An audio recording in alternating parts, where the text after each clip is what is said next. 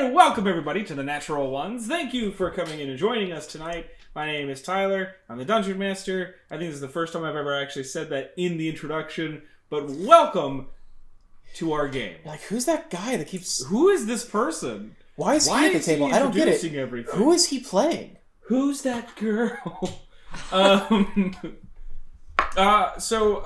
Do we have any main announcements tonight? I don't believe so.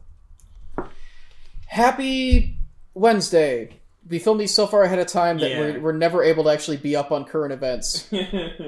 By this time, like we said last episode, the country is... I hope you enjoyed Easter at least several weeks ago. Or you got Bunny Day, if you're in Animal Crossing? Yeah, just Bunny Day even would be nice. We're going to jump right into the game tonight. Recently, our Mountain Dews, our fair adventurers, the Mountain Dews, have just returned home to their mansion after dealing with a devil and also with an old adversary, Arwen. And after kind of a tense dialogue, I guess I'll say, you guys... Okay, so here's a little bit of a clarification for you guys, by the way. You never clarified, like, a time and a place. That's what I was saying. But she did give the implication that you knew where she was going. She was going to Bovager. She was going to Taro. And the same thing with Kalenth. Kalenth also kind of called and said, hey, so your friend's here, so I guess you didn't get to take care of her. Right? So now they have returned back to their mansion after a fitful sleep, odd dreams, and new awakenings for some. Forgot. We joined really the Mountain Dews. Nameless is learning about her body. On the following morning, after all these troubling dreams, as they start to prepare for the next step, whether that be to journey to Taro to take the fight to Arwen, or many of their other sort of, not to say unanswered questions, but lingering questions, I suppose I would say. She's going through elf puberty and she's about to start school. Like... Yeah. I mean, this is how you're going to look think for I've read this picture book on day. Wattpad. I don't. Is this in a webtoon? Can it be, though? Yeah, it could be. Let's do it. Your campaign 2 Comment character below in if you're Magic interested School into is still just going through puberty. Liam, as you're enjoying breakfast, and all of you Guys, Ark made Chinese for breakfast. for breakfast. Chow mein for breakfast? Fuck yeah! Oh God. No! Sweater paws. I leave it to you. It is the next morning. Let me ask one question. Yeah. Now? Yeah. Okay.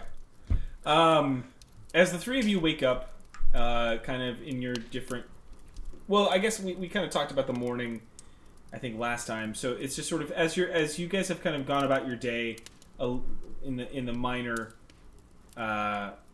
ways you have, there comes a point about noon, maybe just a little bit before that, like 11:30 in the morning. Nameless, you've noticed that you don't have eyes on Philip anymore. You've kind of wandered the house just doing what you're doing, and it kind of dawns on you that you haven't seen him this morning.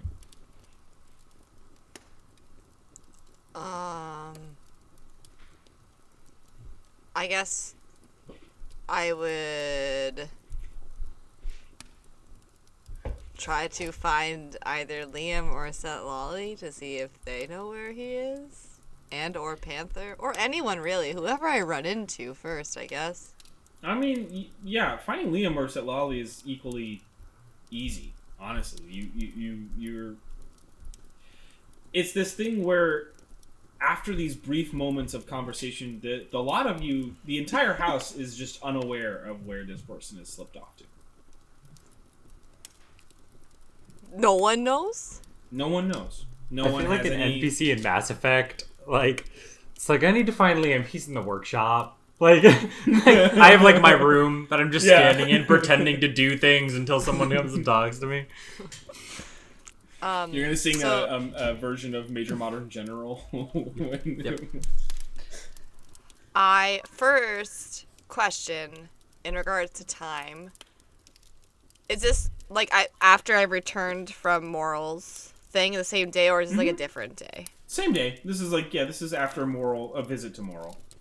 So while I'm perusing the looking for Philip, I would like to add in character. I'd like to grab a mushroom, the one for exhaustion, so I can get rid of my 1 point of exhaustion. That's okay, all. go ahead and give me a nature check just to be able to properly cultivate it. Oh God. No. Well, you gotta take it. I am the very model It was of a in my magical hand. artificer. Sorry. Yeah, that's great. Now you gotta record it so we can play it. What is it? Anyone who was looking at my screen just saw me like kind of like muttering syllables to myself for the last 30 seconds. I'm sorry. Don't be. This is fun. Chelsea. 13. Yeah, that's just enough. You're maybe a little distracted from your new revelations, but you're able to kind of... The Noggles beetles kind of like come over and try to help you, and you're like, oh, yeah. Thank you. So then I would also probably maybe... is there any, like, of the vegetables that he previously had planted? That Philip had turned the soil for? By this point, yes. There are several of them are near cultivation. Great. I ask permission, and I take the smallest one. And then I go Smallest to the what? mirror. Did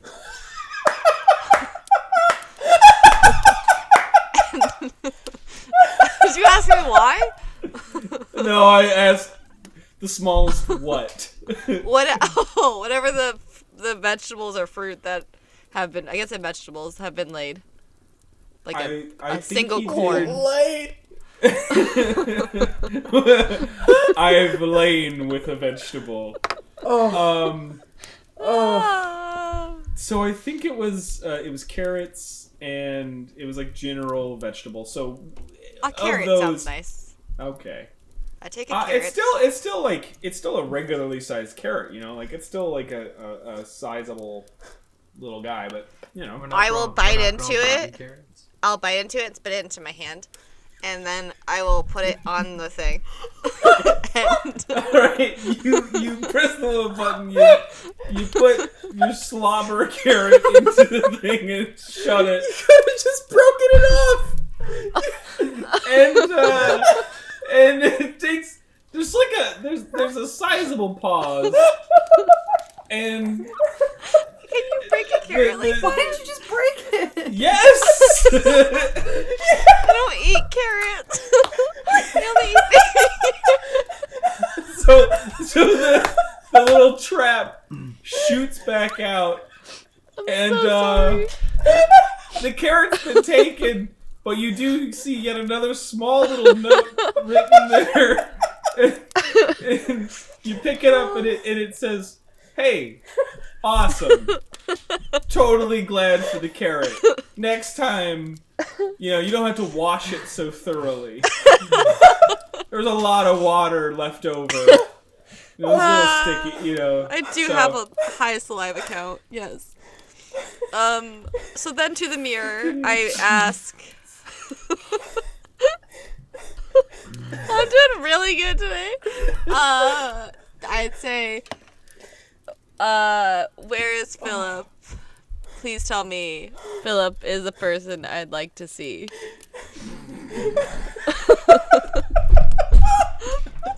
What? That rhymed really well. But you also I'm really proud of myself. anymore. Oh, of it. really well is sort of operative, but okay. The mirror, you see Philip on the back of Flanagan, kind of, yeah, I'd say an easy ride. You're not like, Yeah, I'm not riding him like hard. no. Especially not without a saddle. He has a saddle. Oh, he does. All right. I'm Okay, sorry, the whole Liam's stuff is- eye. I'm sorry. So many trials that you've gone through with it. You know what? I don't even know if the saddle was worth it. So you see him currently riding through the forest. And Philip, as you're kind of just going at your pace, because again, the house was moving. It wasn't stagnant at the moment. You guys had moved it north. Oh, I thought we hadn't started. Did moving we? it. Yeah, we hadn't. No. We hadn't started moving. No, it. you haven't. Yeah. We Sorry. have it in Yeah. near the village. You guys still had it there. That's right. So he's currently he's just riding. You're not certain what direction, but you do see nameless, this like shadowy image of her appear in front of you from like just like a torso. Where are you? I just went for a ride. But like to where? Just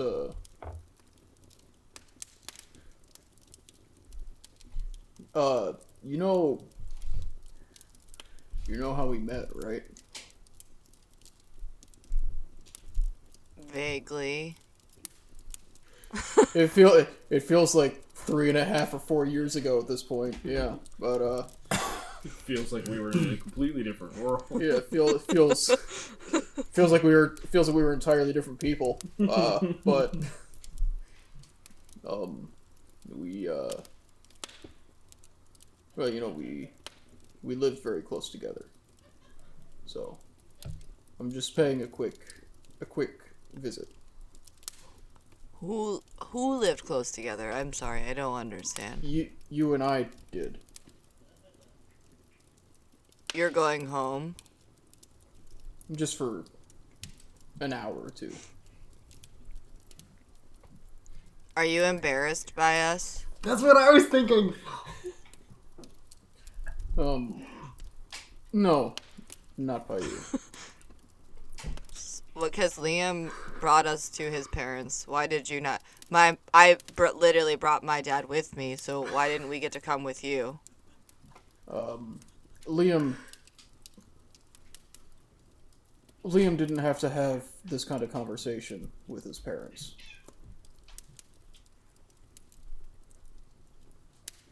Do you need us to fight things? I hope not. It would surprise me. It would surprise me if that were the case. Also, I think if it came to that, I don't think I would have a very hard time, if I'm being honest. Okay. But I cannot I feel stress like- enough, I do not think that's what's going to happen. Oh, okay. All right. Sure. I am not... Okay. I feel like if you wanted to do this alone, I understand. But we also could have come with you. Well, I left a note. You learned how to read and write? I didn't say it was well written, but Where did you leave the note? in my room.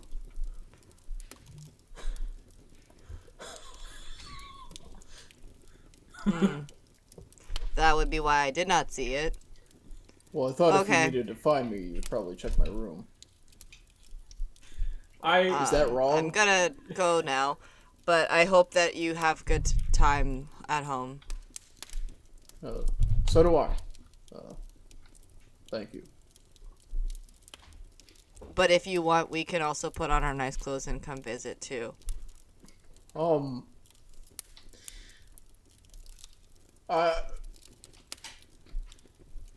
That might not be the worst thing. I don't know how easy it would be for you to find your way here. I am sure if you told us where here is, we could find you. I also have a spell that I could. No, I don't currently, but if I slept another day, maybe. I could see you tomorrow. Well, All I'm right. not planning. I'm not planning to stay the night there. Like I said, it was only supposed to be a short trip. Okay. Well, then I will let everyone know.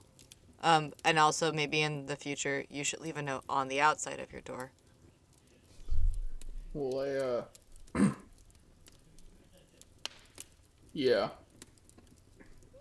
All right. I will let everyone know. So you do not think you're going to be back until for a few hours? Yeah, this isn't going to be a very long thing. Okay. Bye. And I hang up. You get another note. All it says is, "Was that spit?" So breaking to Philip on Flanagan. You're riding through the forest. It's this thing where you've kind of had markers recently that have made you realize you kind of know the area. It's still tough. I'm gonna need a survival check. Oh,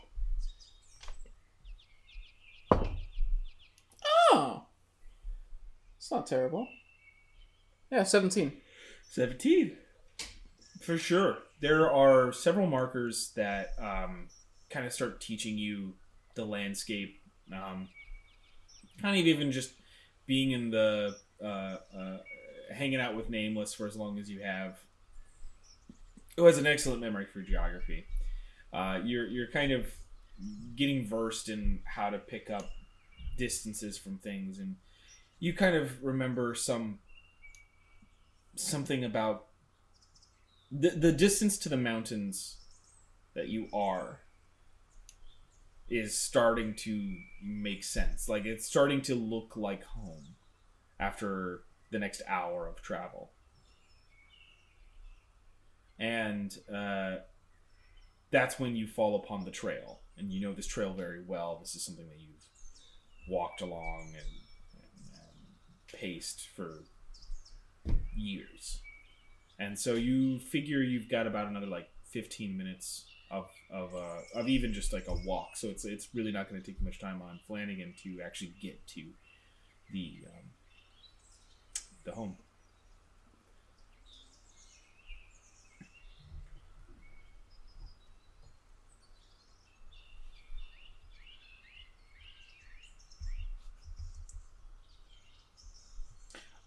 The only reason I'm stopping is I'm just making sure you don't need to prepare anything. You don't have anything.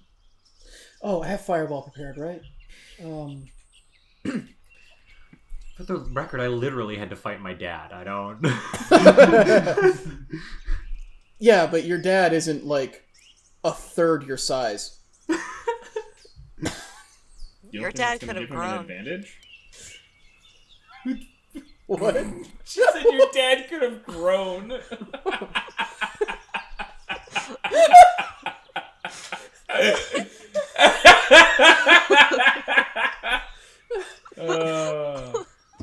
Gnomes just have a really late puberty. God, I love that logic. It's so funny. But only his legs grew. I hate it. He's like this weird. Oh, he's Draw like the art. He's like the guy from Foster's Home for Imaginary Friends. The Wilt! basketball. Yeah, Wilt. Yeah. Oh yeah. I mean, I guess Wilt's arm. His arm is still long, but I just need to say. Yeah. Anyway, little fun journey there. So the trail actually also is worn enough. It seems like there's been some traffic through here vaguely recently. And as you come to the little nook that this thing is hidden behind in the trees, it has a calm sort of... It's a pool because it's not as big as a lake, but it is still fairly sizable. Sort of natural pool connected by two ends of the river. So the river kind of like runs right next to this thing, right next to the I'll call it a church, and it's this 3 to 4 different types of wood, kind of like log cabin. But it's not so like single level. It's the 3 different types of wood, or like the 4 different types of wood, have been this thing that like obviously it started here and then grew. There's all these things are additions onto this main structure, and you can tell by the weathering of that original structure that like this has been around for decades, but has pardon me, sorry, it has gone through different architects as well. Like each new wood, or each new what's the term? Shoot. Each new addition to the house has created like a new kind of flair to the whole building. So it becomes kind of a hodgepodge of these different things all mixed together. The hanging sign outside calls itself the ROI's Cradle. By the time you get there, it's like 1, so it's still like early afternoon. Mm-hmm. So you see the smoke coming out of the chimney. Seems to be around lunchtime. You see a couple of horses tied to the front. I can't remember what that's called. But Stable? it's not a stable. It's a hitching post? A hitching post. Thank you. All right. They're hitched up front, and there is an actual carriage as well off to the side that's actually in the stable. But yeah, that's how you find your home. Seems to be in I don't want to say working order. I just mean to say like everything seems fine. Nothing seems out of the ordinary. Just roll me one. Actually, I don't think I'd have to make you roll for it. You're versed enough, again, like hanging out with what you do and what you know. The horses out front and the horses in front of the carriage all have barding. Oh. So they seem to be like war horses. Okay.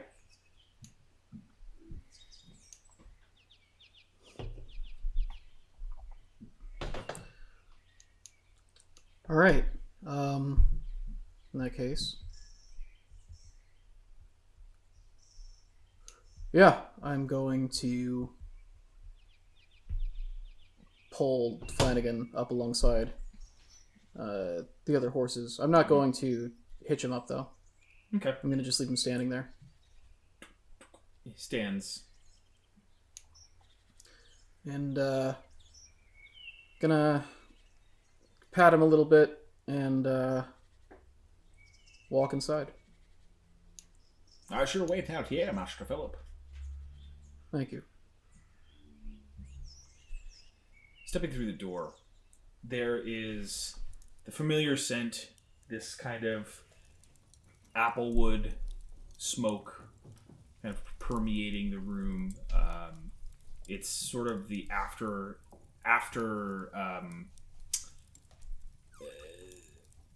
it's like this after wave of Francanelli's tobacco has this kind of smell throughout the room, the entire space, as if he smokes in every inch and corner so that it smells that way.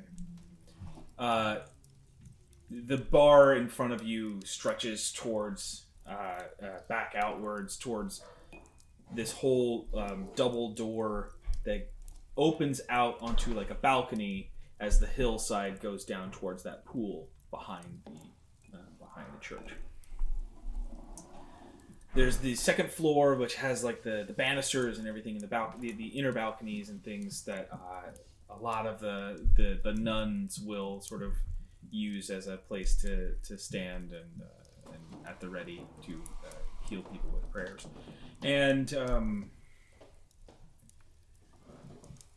As you walk in the door,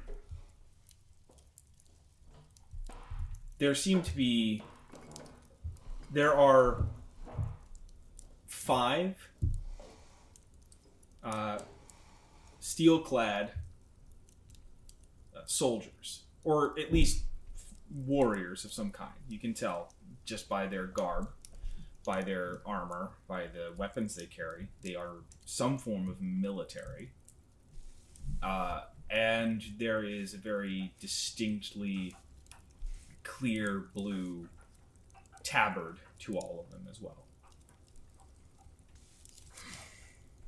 And standing at the front is a familiar face speaking to your father, who currently is kind of, not even with an insight check, you are noticing just sweat on the brow, kind of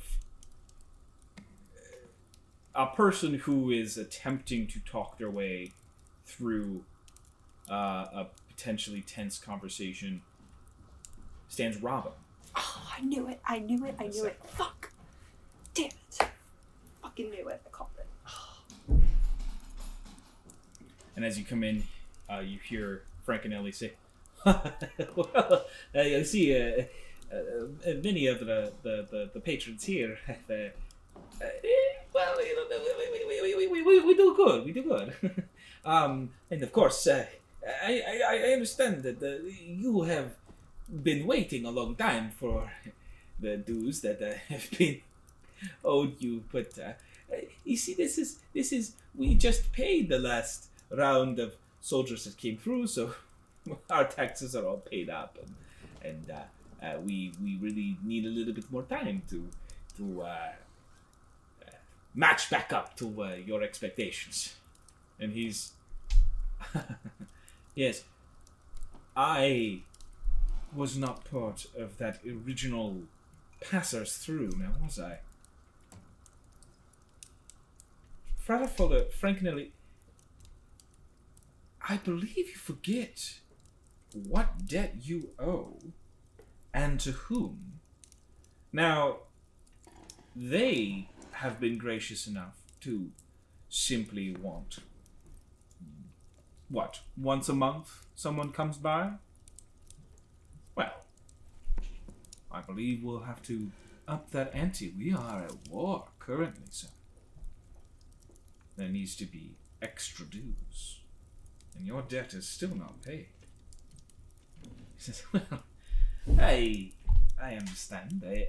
And at that moment, he sees you for the first time, standing in the doorway.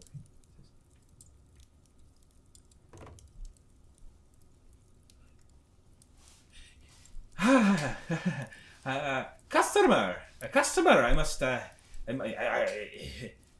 money buys, eh?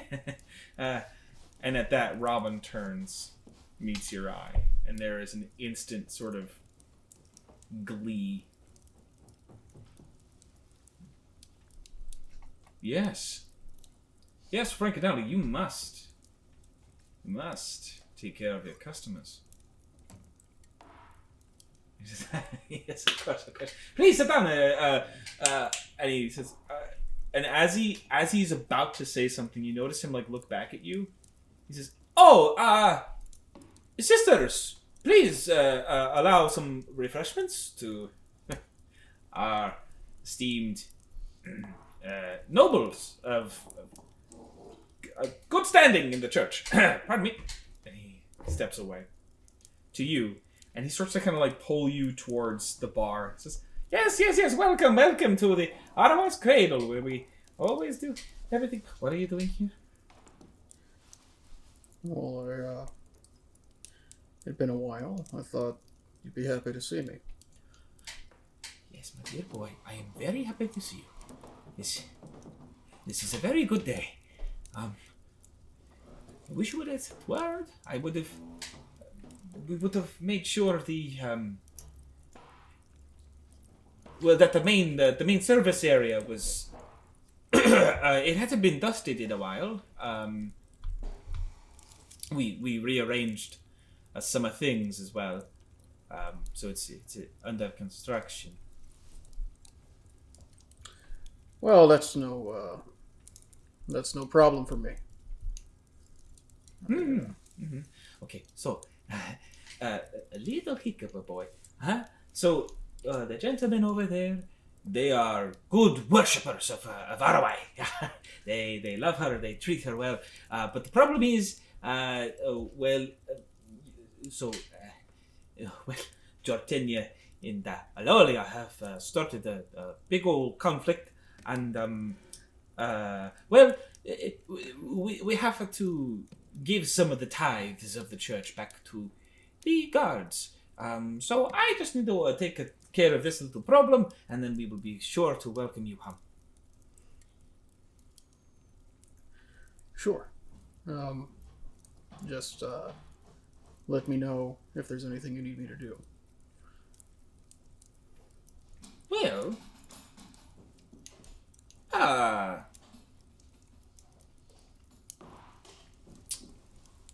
do you happen to have anything the church could use? On my person, let's see. No, I'm not generally trusted with the money. Oh, that's fine. You do such good. He puts his hand on. He said, "You do such good works out there in the world for ROI. Who says you need to pay anyone?" Good boy. All right, I will be right back. And as he turns away, you see this. He's pale. He's very. You don't need an insight check. You don't need it. You know this man. He is worried. He's scared. And he goes back to talk to the rest of the knights. You kind of just the conversation between the two of them is terse from Robin's end, but for Frank and Ellie, it's very subservient, and especially more so than originally. He kind of goes back on what he was saying, and he says, "Let me go get whatever we can to, help the soldiers," and leaves the room.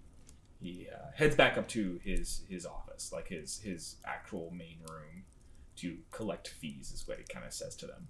And at that moment, you're getting some hellos and some question from people from the other, the nuns and the bartender and everybody who's kind of part of the business is welcoming you home.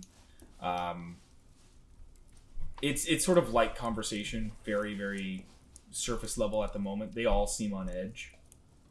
So, but at this moment, the knights and Robin sit down, and Robin continues to just kind of look at you.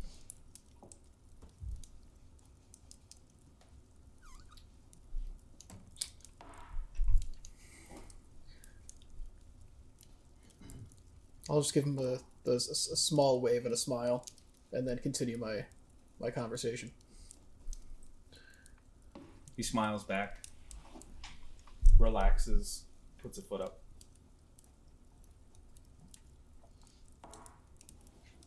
This continues for about, good 10 minutes. Mm-hmm. Frank and Ellie comes back downstairs, and he's got a sizable bag of definitely sounds like coins, kind of clinking together, and he sets it on the table. As you can see, this is I had to scrounge together basically everything else that we had without killing us. So,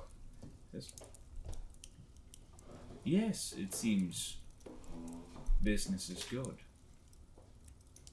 People respect the church. The church, yes, I suppose it is sort of a religion for some, isn't it? Yeah. Well, quite a day. I believe we will have to make our way.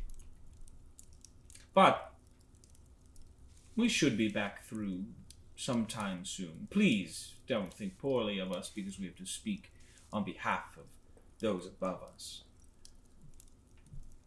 Surely. And he grabs the bag. And for the next, like, part of the speech, he kind of looks directly at you, Philip. He says, and I do hope that nothing ill happens in this war. Casualties and the like. He starts heading for the door. He and the other 5.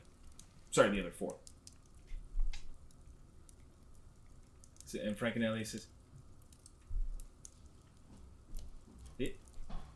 Mia too. Jesus Christ. And as soon as the knights head out, Robin gives you just one final nod and turns and heads out the door, shuts it behind him. Just like a thank you for your service. Nice. Yeah. Yeah. He shuts the door behind him. And at that, like, Frankenelli and the whole establishment just go, whew. And Frankenelli's like, well,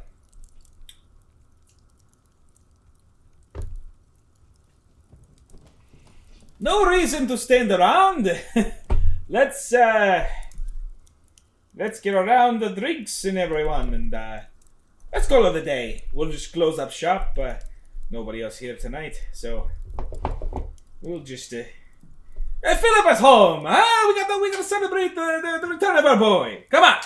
And everybody starts to kind of get to work, and he comes back over to you, kind of wiping his brow, and he says, Philip, I have a one or two things to take care of, but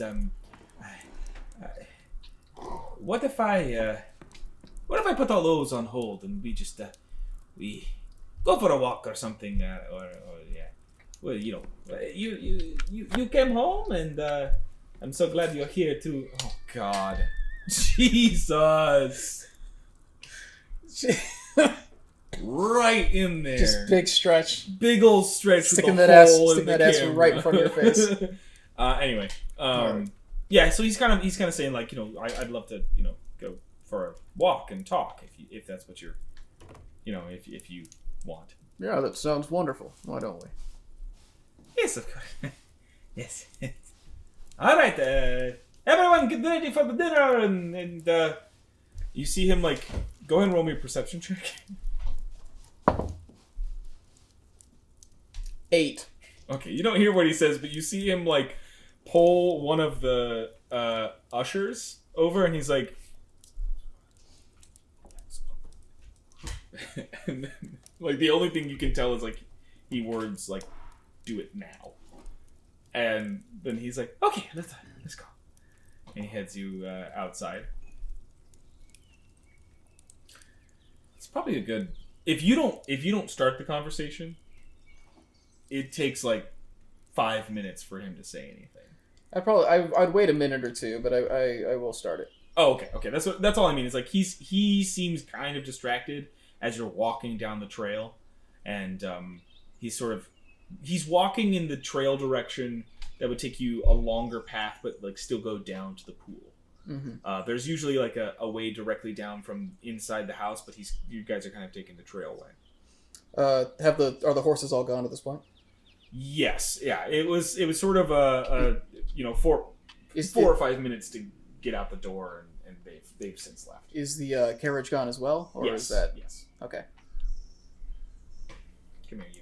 She adores this puck. It's tape. That's why. Yeah. Yeah. All right. So I'm assuming they've probably just headed down the trail if they got the carriage. Yeah, it's okay. sort of imagine like a U. Yeah. Like that's how the road goes. So the trail continues on in a different way. But yeah, that they've gone back. Okay.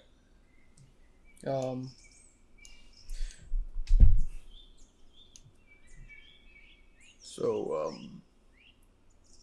how long have they been giving you trouble? Oh, no, they're no trouble. No, it's just,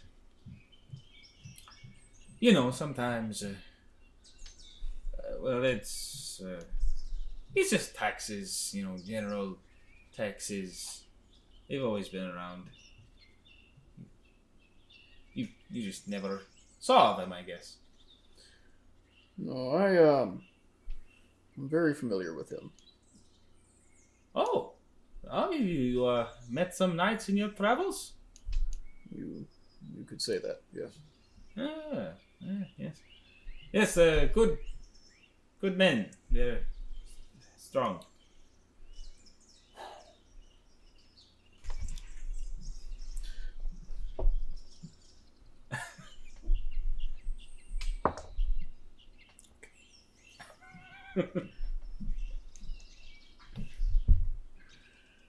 There's not any blackmail involved, is there? What? Or is it just threats? There's nothing. Nothing of those are happening. He's just trying to make sure we're safe. We're fine. No, nothing bad. What are you talking about?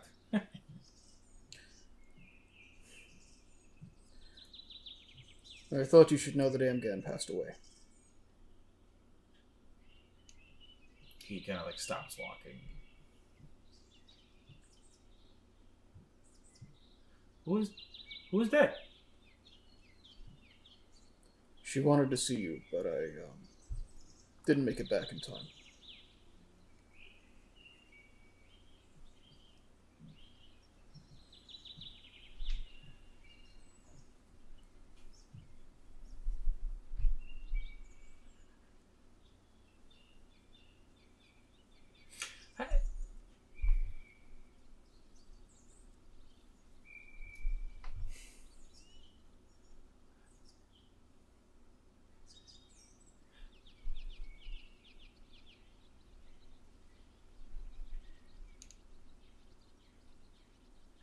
Well,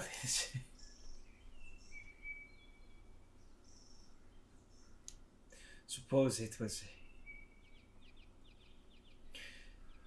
It's time. It was natural causes. It's... No, not that. Oh.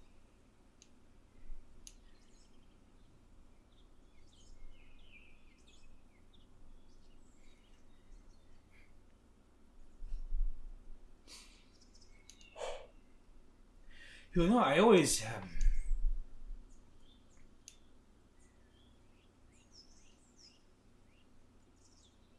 You know, I only ever wanted to be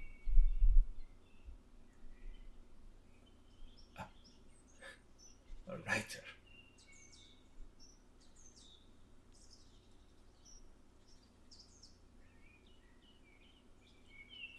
Amgan had really good stories.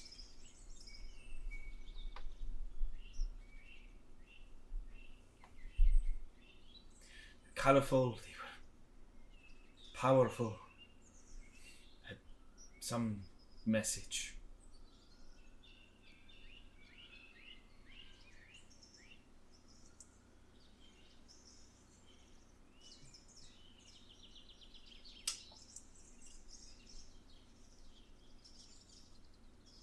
And then I thought maybe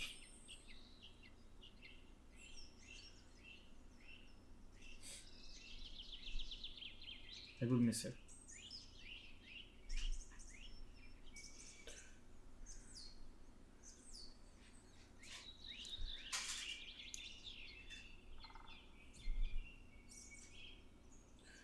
She wasn't mad at you.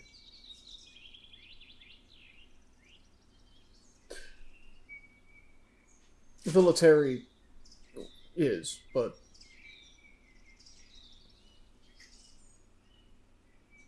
I think she understood. Are you?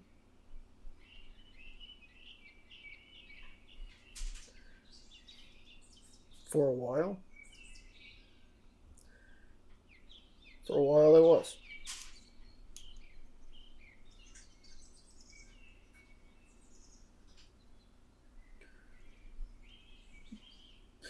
In all honesty, if I wasn't, maybe things could have wound up differently, but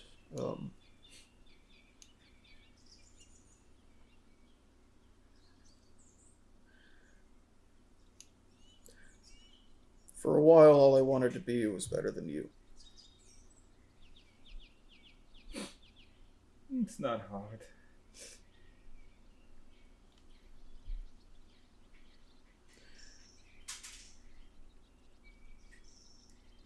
It's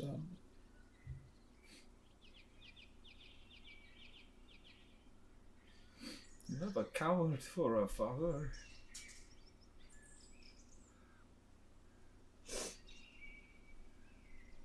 I don't.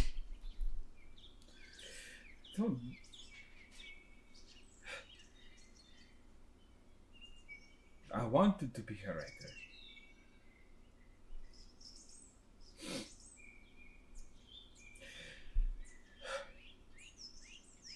And then I got to be your father, and that was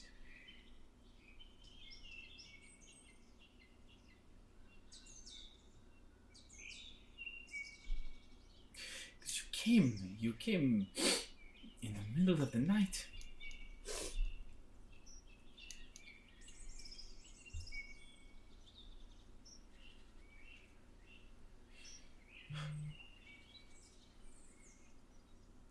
I lied to you.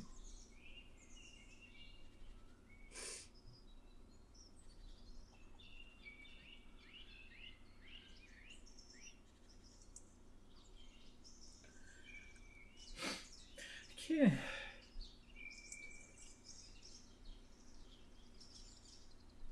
I can't believe you are here right now. You left.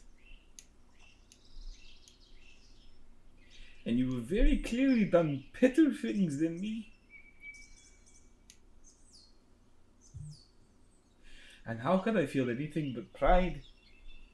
But I do. I feel jealous. Your bravery and your honesty. You were always this way. I was only those things because you taught me to be. No, I taught you lies. I taught you things that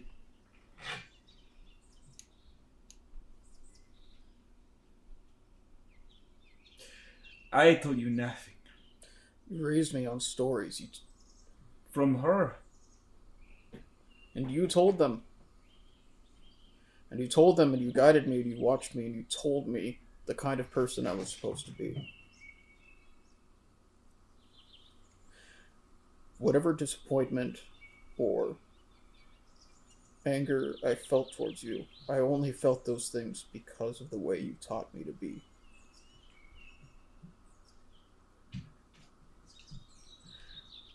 And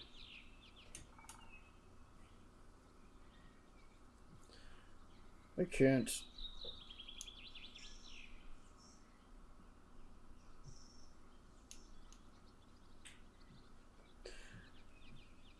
When I look back at it, the only thing that I think you did wrong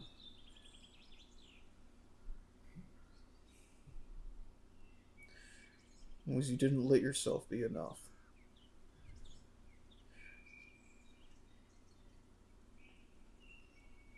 You didn't need to be anything better for me. You didn't need to have done the heist. None of that mattered.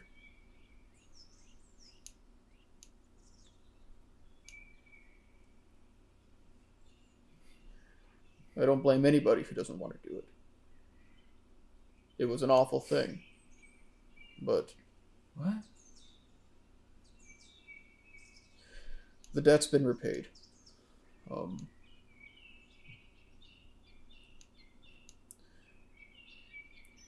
Things aren't great yet. The Rubicon are still the Rubicon, but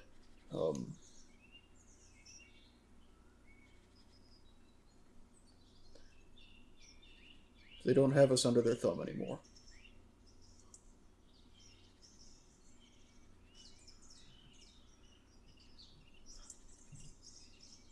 It doesn't matter if you didn't do the heist, you raised somebody who did.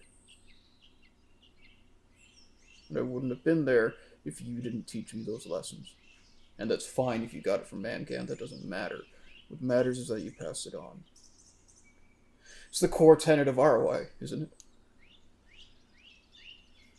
The entire thing is about sharing beauty, about passing it on to others. And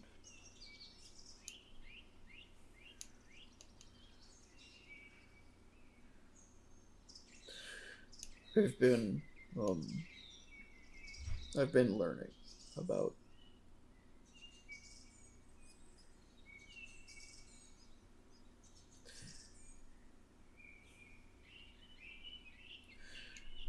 the world, about life, about all those things.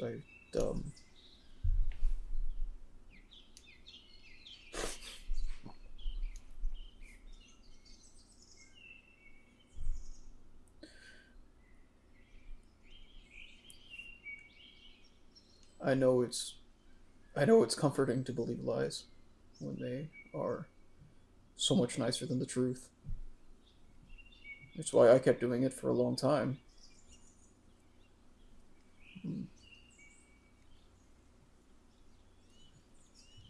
But I don't blame you for that. You're trying to help, and I can't imagine what I would do in the same situation. I know. The point is,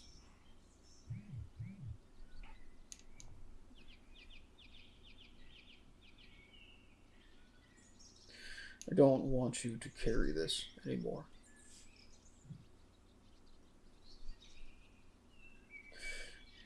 When I realized how angry it made me,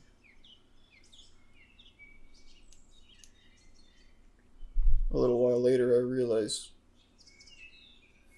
how scared you would be of that anger. And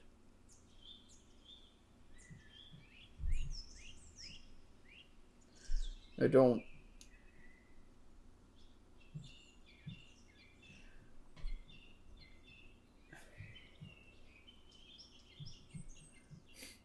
want an apology. I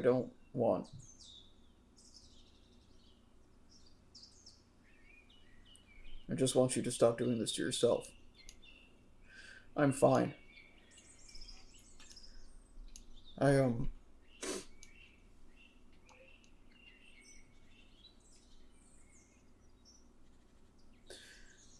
We're not defined by our past or what we've done.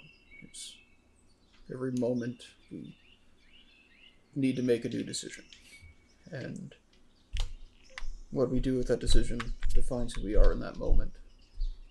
The only thing we can do is try to make a bunch of good decisions in a row. And when we mess up, we make sure we're ready for the next one. And we leave a story behind us, but it's not as simple as being a bad person or a good person. We just are. And whatever I end up doing or accomplishing, you are a part of my story. I'm not ashamed of that. I don't want you to be either.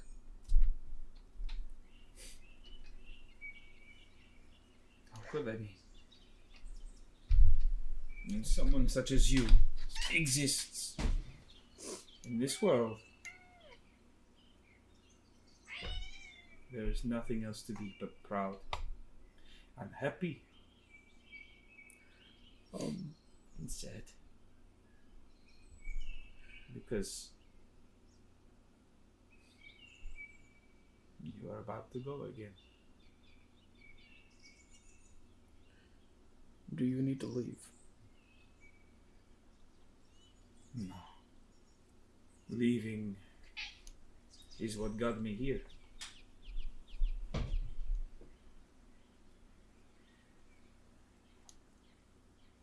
I have paid a debt for years, trying to stay hidden.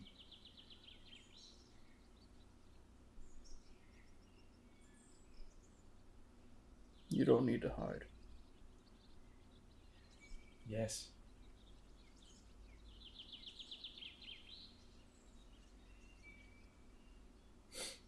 If I may offer one critique as your father, could you not have come back yesterday? I just lost 5,000 gold. I've never been great with calendars.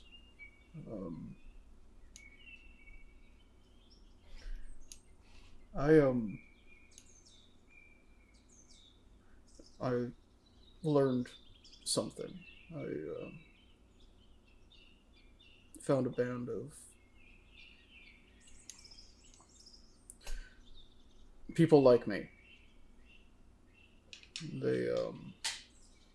They serve Balinor, and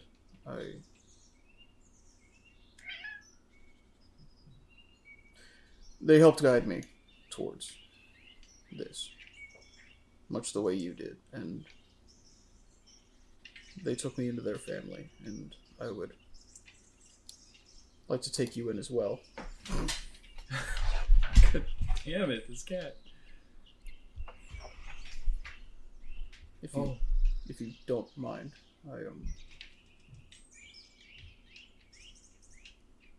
Yes. Come here. Come here. Jesus.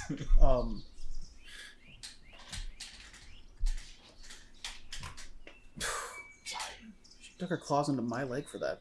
Sorry. With that, I'm going to Phil's going to reach into his pouch, take out 3 smaller pouches. I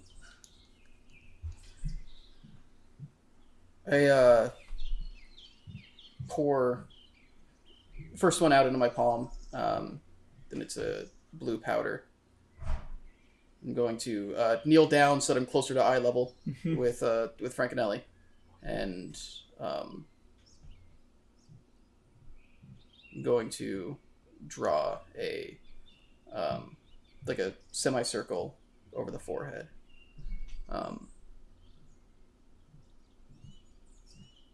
Every story starts in a different way, but they all begin with the sun rising. And then pours out the second bag, and there is red powder. Red or yellow? Red. Red powder. And draws a line from the center of the semicircle down the nose.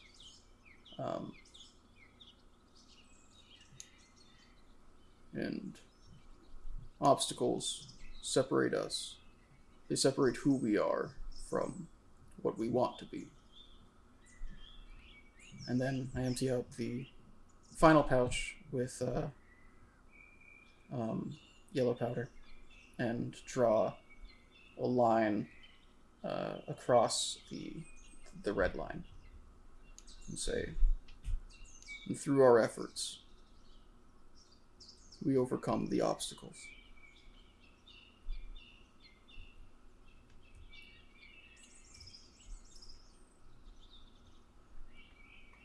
I am a Frater Fuller. You are my father. And this is our story.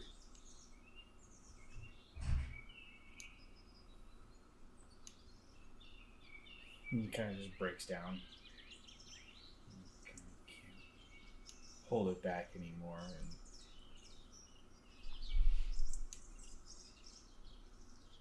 just cries into your shoulder.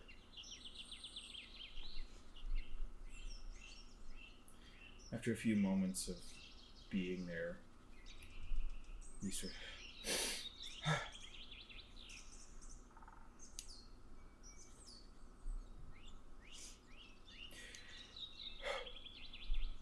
a better life.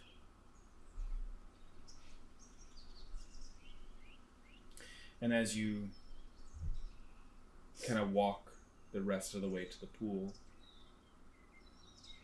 he looks up to you at one moment and is like, so do you know if it's... You know it's not a church, right? It's... Truth be told, I'm still piecing that part together. Ah. I get the sense that there's something going on, but nobody's really telling me what. I mean, I suspect gambling. Yes! Yes, gambling is... Alright. I won't tell anyone. It's okay, Arwen forgives it. You know, she's... she understands that sometimes you have to...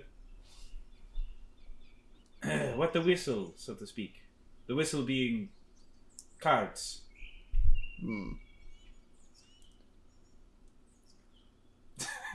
It's like a parent trying to figure out if they can get away with like talking about Santa Claus for another year or not. Like, are we at that point? Did we reach that? Yeah. Just to break away for a second to give you a moment. If you needed to talk about anything, just let me know. But I was there anything else that you wanted to do? Mostly just wanted more details about the extortion and trying to decide if I want to hunt these guys down or not. I suppose we should probably keep that going then. Yeah, okay. So as you get to the pool and you knock on that door, Frank and Ellie, he's, well, like I said, I escaping from Rekia and coming here, they still have influence in this area, and I needed to make sure that I was hidden, and the knights decided to help me,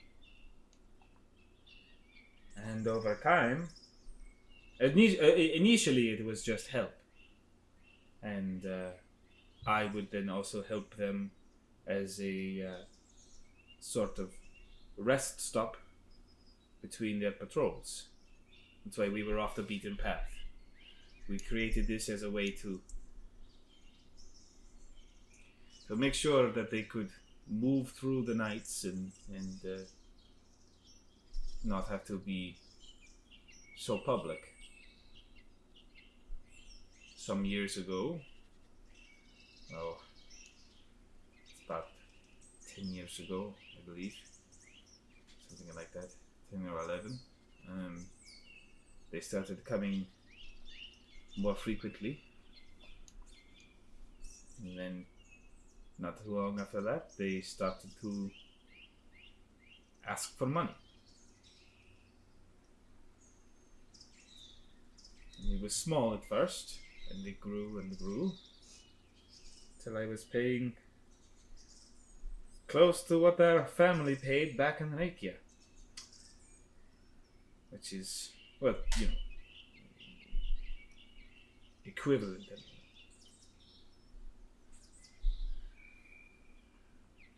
All in an effort to continue to hide my shame.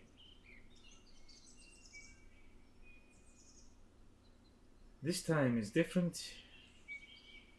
I'm not lying, I definitely already have paid. And this man I've never had to pay before. But he had the correct writs and seals and everything. He is working for the one who holds my debt. This Sir Rabin. He's also responsible for what happened to Tomaril. And he tried to have Harrow destroyed as well. This is a dangerous man.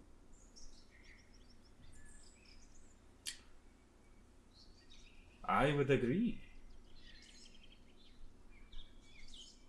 Because he was asking some peculiar questions now that it all makes sense. But that it all... You've met this person? Yes. We Had we been in a different place, we probably would have fought. Huh. Yes, he was asking. He was asking if I had seen any strange occurrences. Something to the like of, well, group of misfits or traveling through, or he had also asked if, there had been a moving house, which I thought was strange. I don't know what that's about.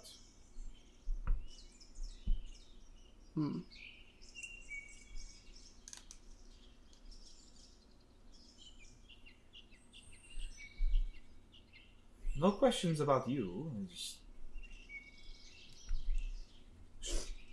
Should he have asked? Wait, how? You say you would fight. Is it like a verbal scuffle? It would likely be one of us dies.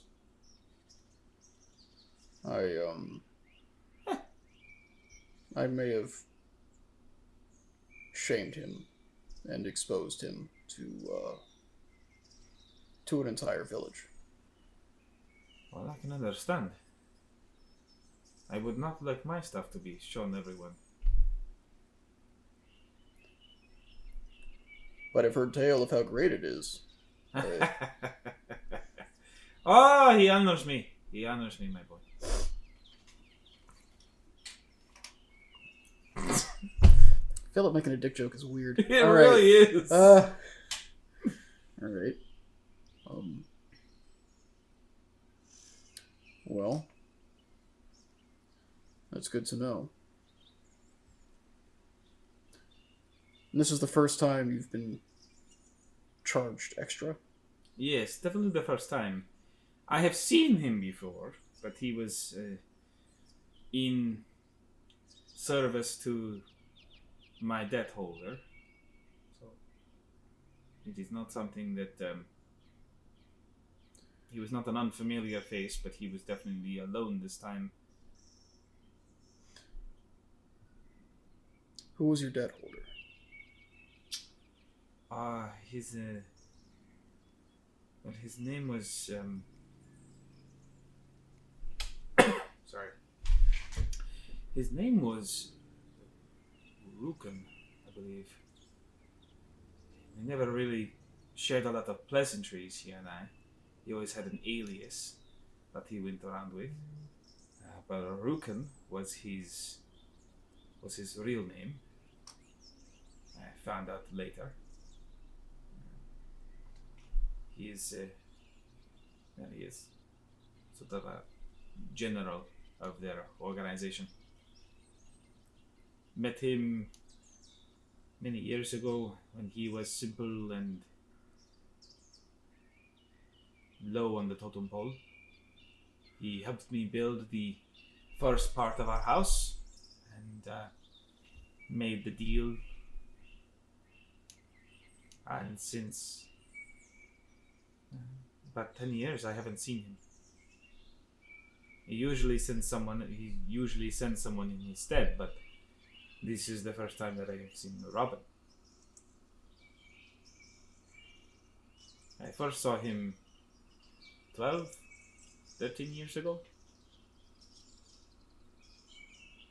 And sometime after that, again, a few years after that, Rukan stopped coming himself and sent someone else in his stead. Give me 2 seconds. I just gotta double check.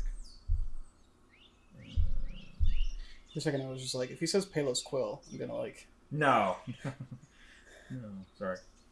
I just gotta.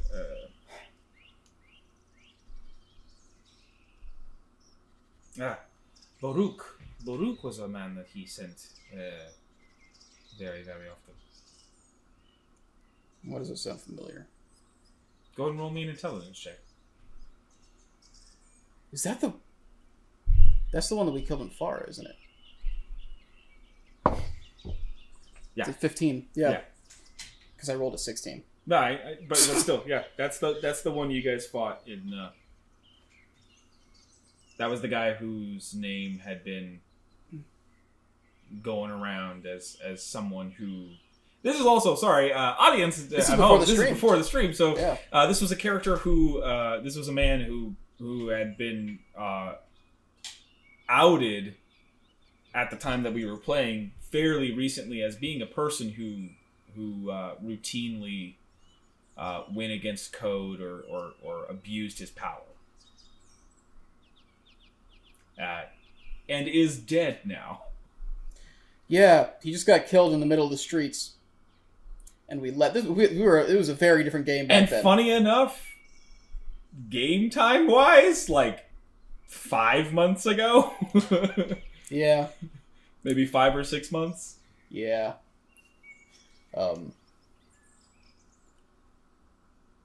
Well, I'm familiar with him as well.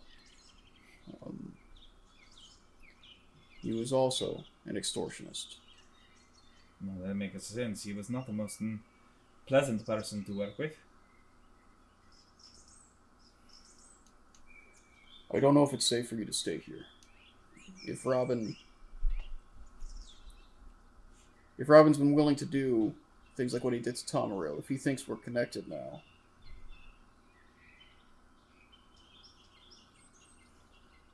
Let them come.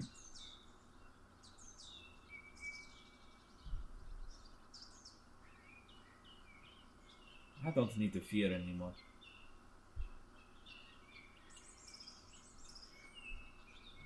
Not because I am foolish, but because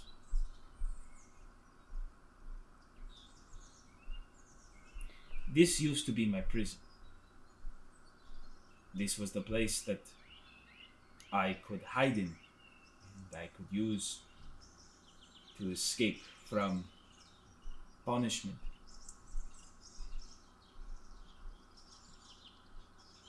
You have freed me of that, my son.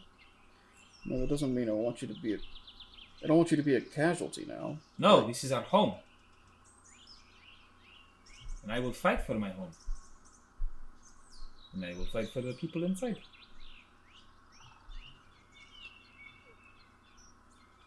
If Robin were gone, do you think there'd be more? Or do you think this is... I don't know. I have only ever dealt with the 3 people that I have told you. Robin, Baruch, and... But he had the papers, it seemed real. Yes, it was definitely real. Which would mean he sent them. I can't let him bring an army to ransack this place.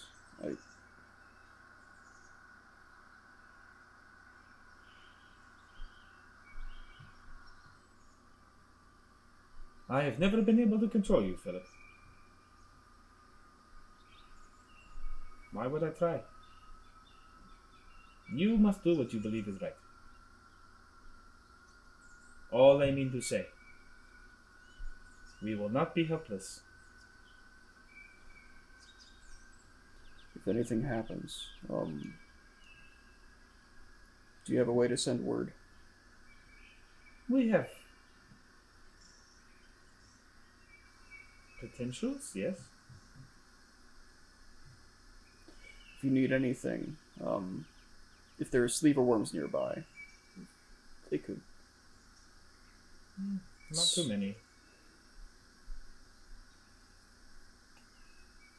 The nearest person to us is miles away. Hundreds.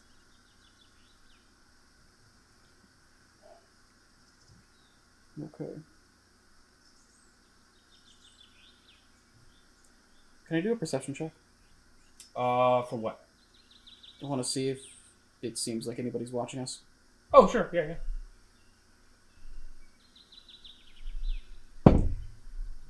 Jesus Christ. 4. You don't get real sense. It's peaceful, but yeah, no distinct signs of anything. Okay.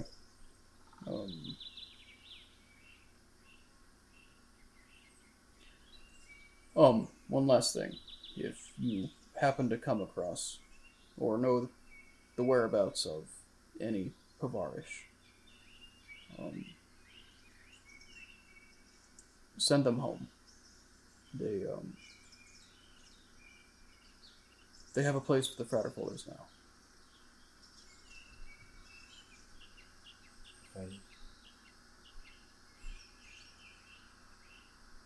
Understood. Thank you. I should be on my way, but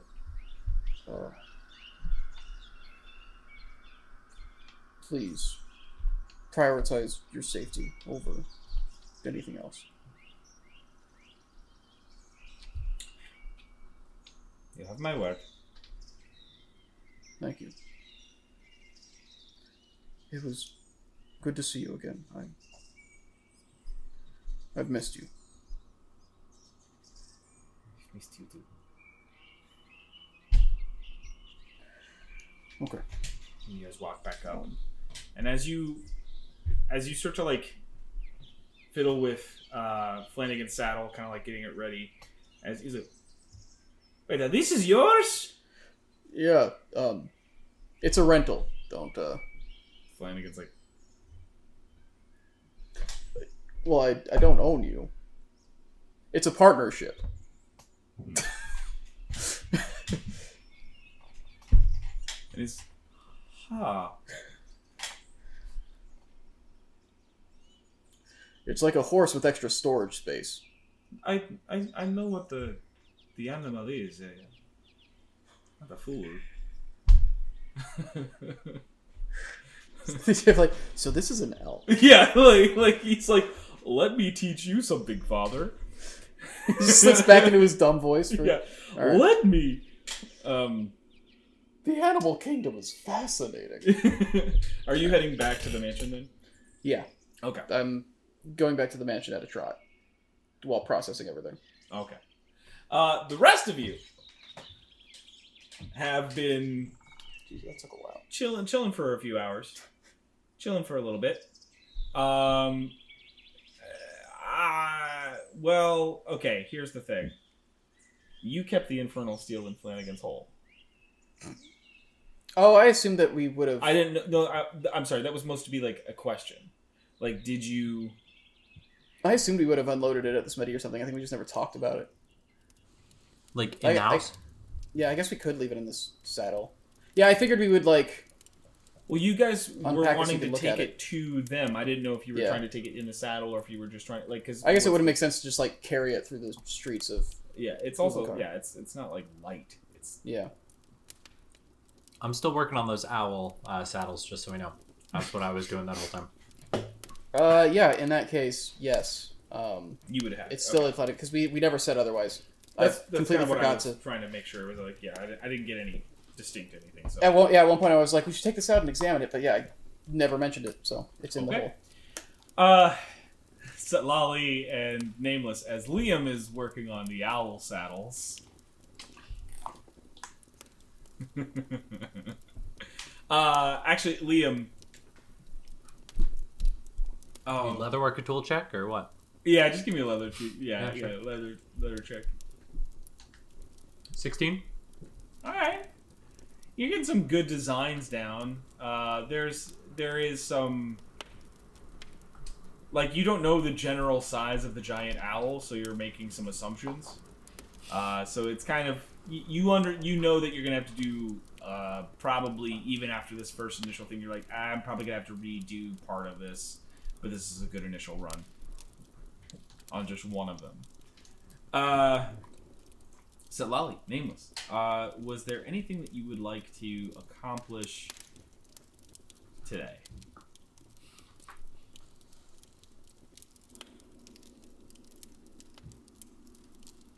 So first I'm gonna find Nameless after she has the mirror call. So do you know where Philip is? He is going home. Like, home, or... Well, obviously not here home, so I guess home. Yes. Where he is from. Did he say why? To talk to people. I assume family. Oh. Drink your brewed mushroom tea. Okay, thank you. Did you need him? I can give another carrot. Oh, no. I was just kind of wondering where he went. I'm actually, I'm gonna go, to the Expanse. But thank you. And, I guess I'll talk to you later. Are you okay? Yeah, I'm okay. I'm fine. Or at least I will be. I don't know why people seem to dance around subjects with me. Do you need help with something? Not at the moment. No. But... Would you like to share what you're doing? Because Philip didn't want to tell me what he was doing. And you don't seem to want to tell me what you're doing. Which is okay. I want to go scream. And vent a little bit. But I didn't think anybody would want to hear it. So I figured maybe I just scream into a void, per se. Not even per se. Well, if it will make you feel better, you can do that.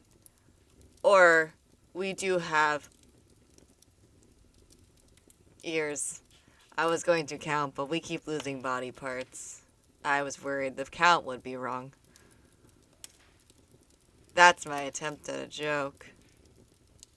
I lost fingers. I'm You just did. trying Are to you say okay, by I the would way? listen to you. Oh, I have emotional problems about it, but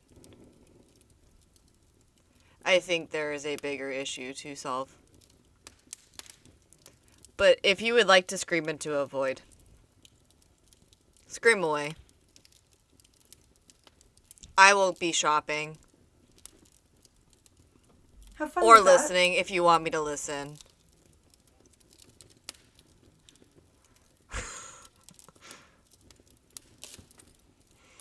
I don't think I've grasped the idea of having people who emotionally care about me. I don't agree with that sentiment. It seemed like the old man turtle thing liked you.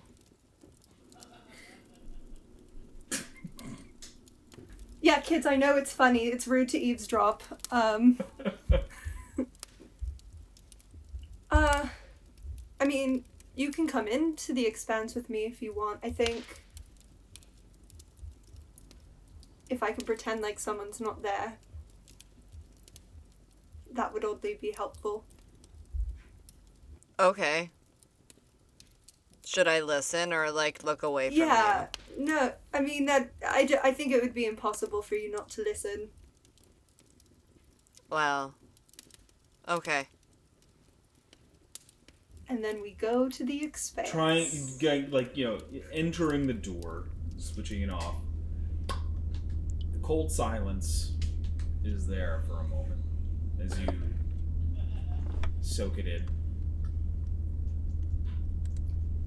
So then I'm gonna scream, but I'm not actually gonna do it. So viewers, just use that theater of the mind. That's what Lolly just screamed. You're just this deep place, scream out to the void. It just kind of it's that weird thing that you're not in a cavernous space, right? It's not reverberating, it's not echoing. You just scream and the sound just cuts out at the end of your scream. There's nothing for it to bounce off of, essentially. Yeah.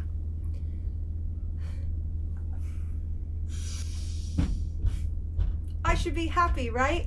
I should be happy. A devil is dead. The devil wanted me dead, and I beat the devil, but I should be happy, right? But instead, all I feel is anger and resentment and frustration.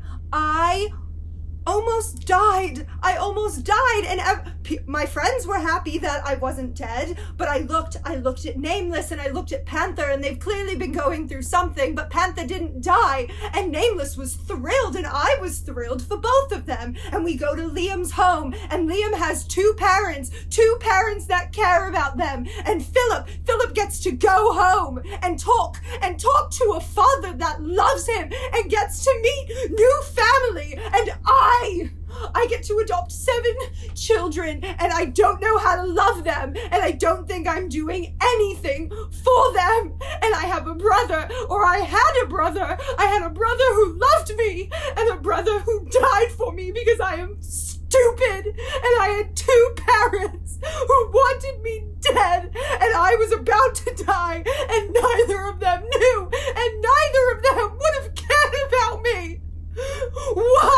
Why does no one love me or care about me? I just want a family that cares about me.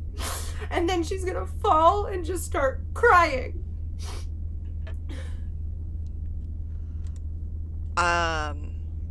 Nameless, I am going to go over and sit down next to her and hold her. Not hug her, though, because I don't think that's the right thing. But if she falls into me, then I would hug. Am I really that unlovable that some people wouldn't want me? I know I'm different, but I don't understand. I don't understand what's wrong with me. Nothing is wrong with you. I spent my whole life thinking my dad hated me. Not to make this about me, but I'm saying that because I don't know your situation 100%. I didn't even know you had a brother, and I guess I'm sorry for that. But maybe, just maybe, there's more to the story. Or your parents could be awful humans. I don't know them personally. And from what I know of them, they don't sound like very good people. But I learned that maybe it's not always about you, but about them.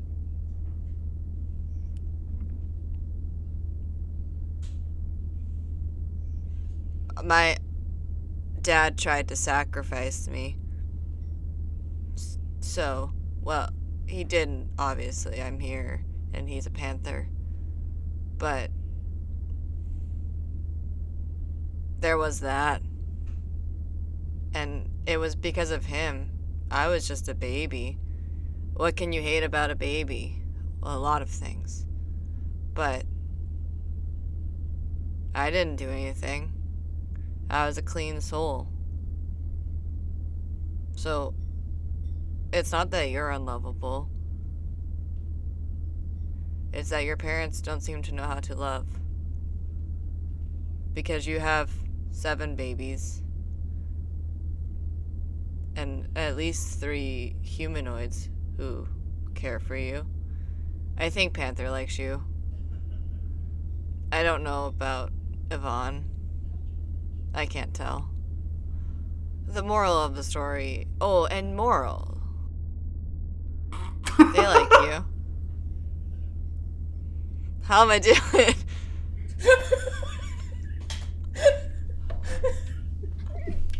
Well, you made me laugh, so I think you're doing pretty good.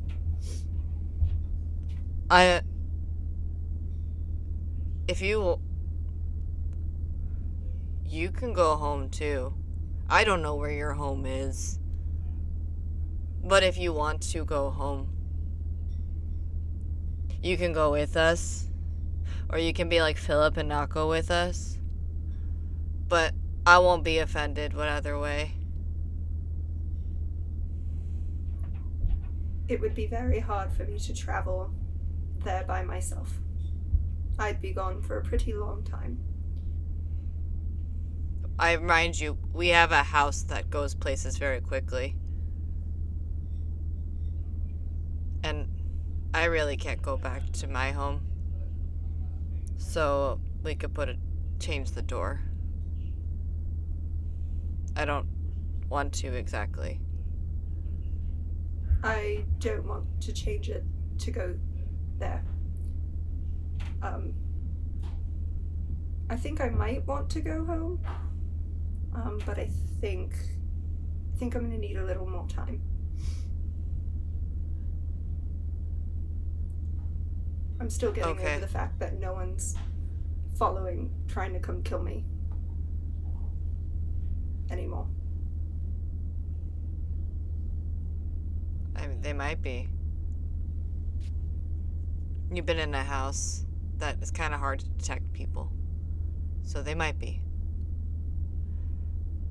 But I think it's not fair for you to say that we don't care about you. Or that you're unlovable.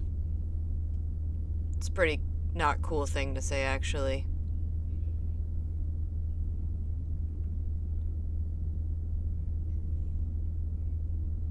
You know we'd all die for you.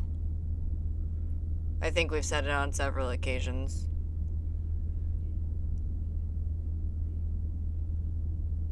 So, I know that we are not your parents. But sometimes parents suck.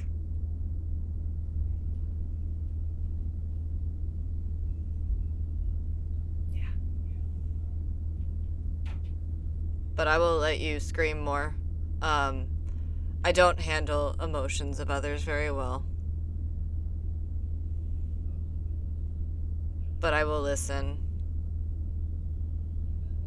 But I couldn't let you say that because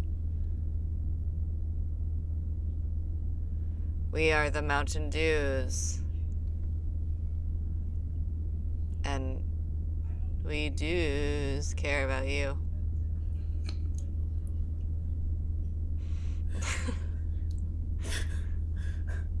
And then I'm gonna awkwardly hug Nameless. Thank you for listening, and I know you care. I know you all care. And I would die for all of you too. I don't know if you do, but that is okay. You will learn. Because you are clearly upset. But I accept your understanding of it. I just want you to believe it now. It took me a while. I sometimes still don't know if I do. It's not something I'm used to either. I lied to you all, and I went to a forest by myself, and I didn't tell anyone about what happened with me and Panther because I didn't think anyone would care. I'm learning that's wrong.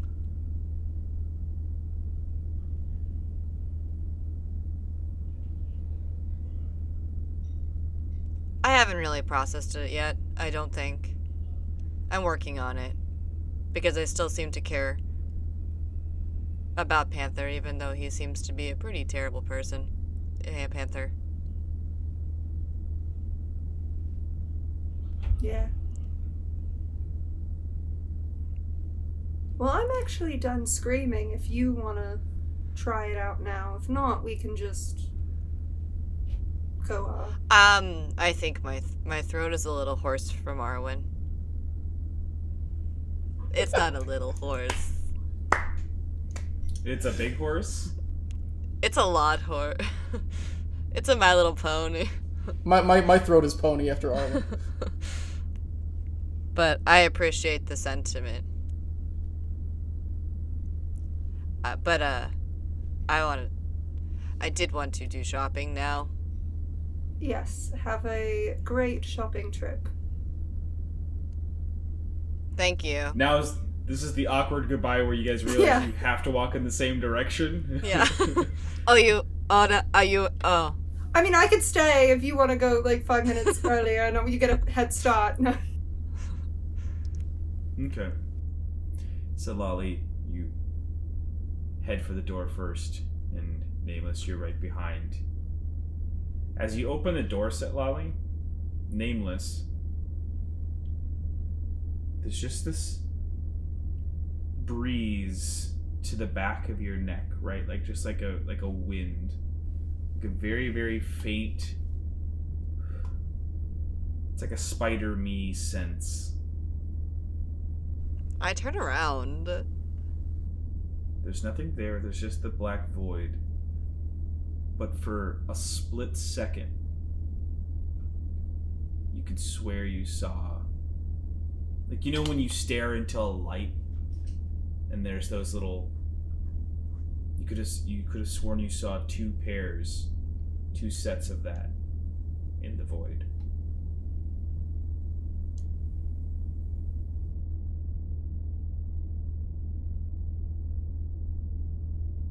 I will stare a little bit longer and then leave.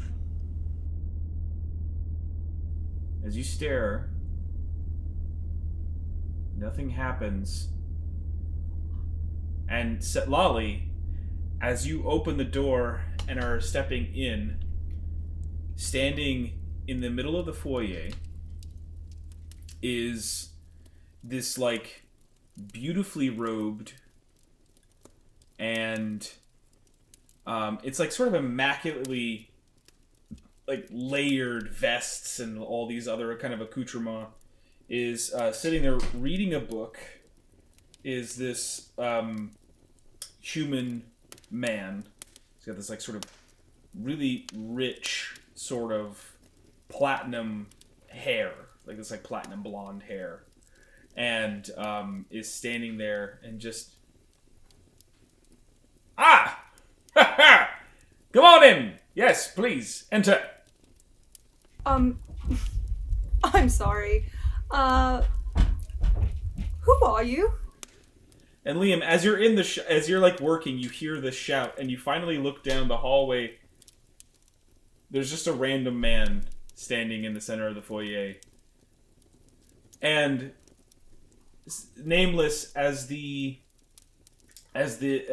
your perception of this area kind of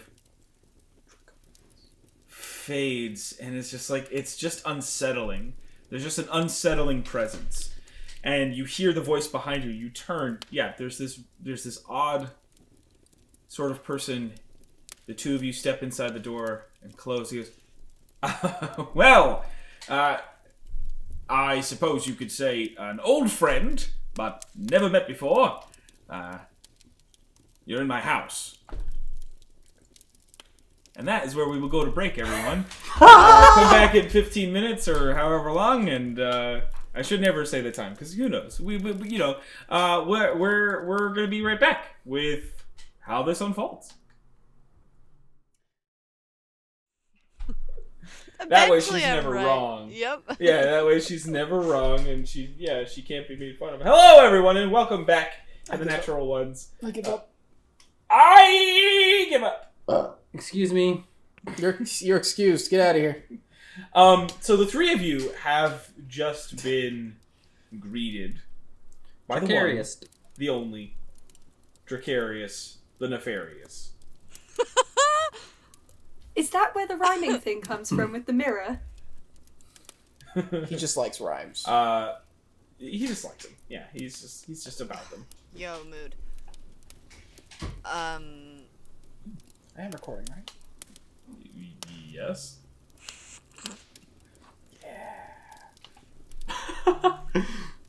Love to hear it. I got scared.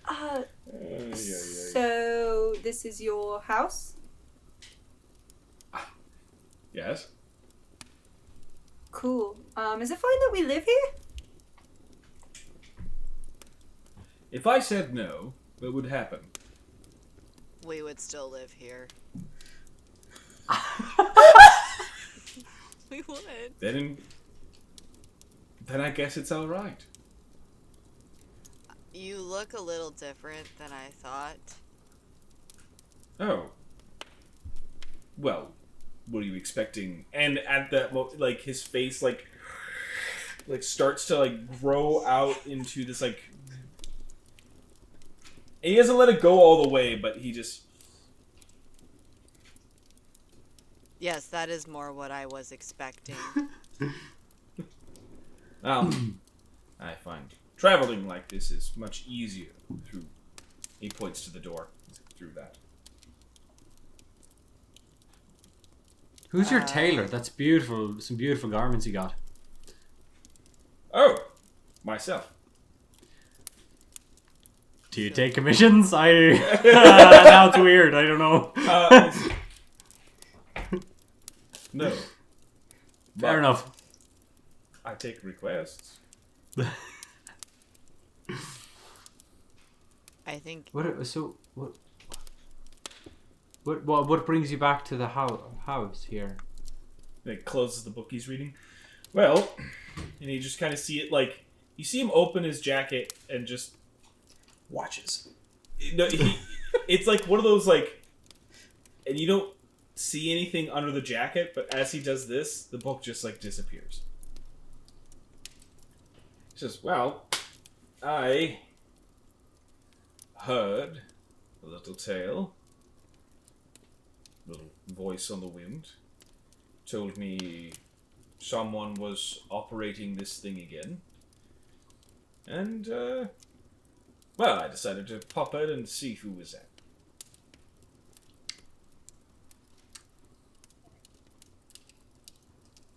Were you... I'm joking. I know exactly who you are. Please. Would you like to have dinner? Well, I guess... I don't know what time it is right now. Where are we? Pulls up a sleeve, 8 watches. Which continent are we on? Yes. Well, I did never really get around to installing that clock now, did I? Sure. Dinner sounds great. We should. I mean, you seem pretty well knowledgeable, but in case you're unaware, maybe we should rip this bandage off. Are you a Calenthis no longer locked in a tower? Oh, yes. Great. All right. Cool. Is that the voice on the wind?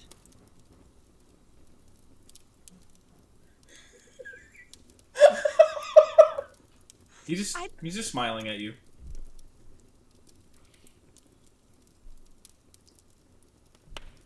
I'll go ask Ark if he can throw some food on for us. Welcome. Someone's at the door. And he looks back. The main door. I'll open it. Well, I don't... Who is it? It's someone for you, as I expect. Well, everyone who comes into this house can usually just open it, so I don't know if I want to open the door for a stranger, even though you managed to see you got in here fine. It's my house. Right. So that means this person doesn't belong here. Well, he like walks by you and he's like, "We'll see," and he opens the door. He turns it back to the main to the main entrance, like the actual physical house. Opens the door and you see this little sparrow sitting on the little like walkway. Says, "I think that's for you."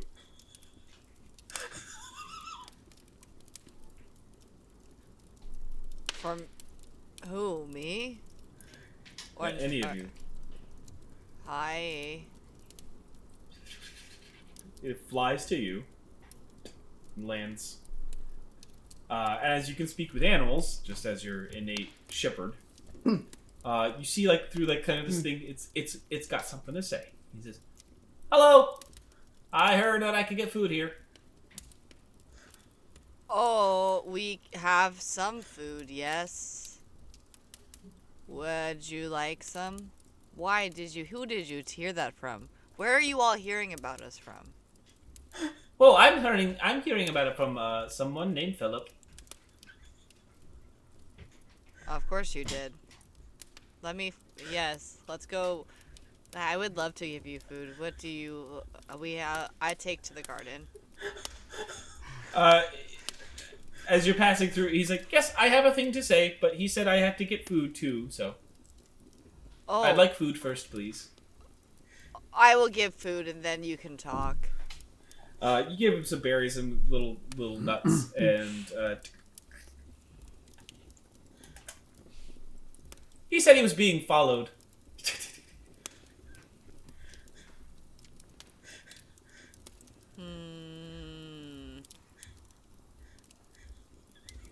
By dangerous people. How about that? Yeah, he adds that. He's being followed by dangerous people. Did you all follow me? I assume you did. Oh no! No, Can I yeah. go back? Yeah. I mean, I can't understand the bird, but I definitely wanted to see whatever Okay, this I was was. like, I'll Go go in the back kitchen? into the room. Oh yeah, I asked Ark to get his food. Never mind. Yeah, but it's all good. You guys, you guys kind of come back together. Dracarius has just been sort of, fiddling with the door again. He's sort of like, something. Did some break the handle? No. Maybe. Yep. I see. I'll fix it later, I suppose. Just Close so the door. everyone knows, Philip is being followed by bad men. Then the intel was correct, and I'm glad I came. Wait. Okay, what is happening? Well, allow me to illustrate. Your friend, Kalenf, has informed me that perhaps there are some people putting an eye on my home, as you have been so gracious to take care of it for a time. And I have decided to come to help you make sure that doesn't happen. I'd like possession to stay with you. You all have been doing a fine job taking care of it, as I can see it. It's a bit of that handle. Sorry about that. No, it's fine. You know, it could have ripped. It could have torn through the fabric of space and time, but really, that's not that big of a deal when you think about it. Now, the point is, I'd like this home to stay within responsible hands. I believe that's why Bjorgia would have given it to you in the first place. So, she must have seen something in you. And he points to you, Sitlali, as I'm pretty sure you still have it. He's like, and if you've been following my instructions, then you should be fine. The pages are blank, most of them at least.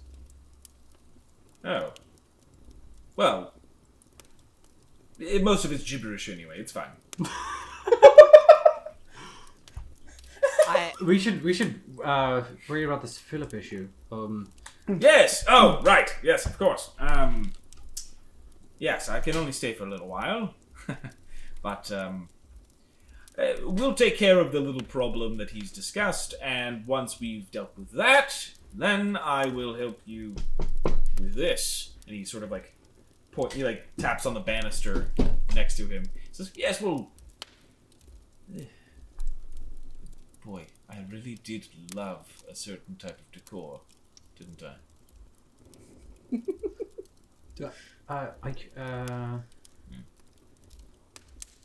I mean, I could go. If I could find Philip, I could cast third level invisibility on him. We could turn us both invisible, and they couldn't follow. No. No.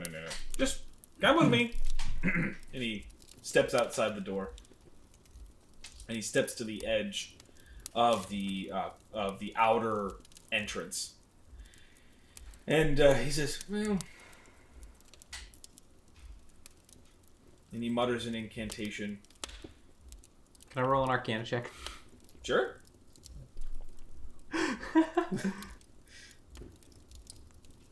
17?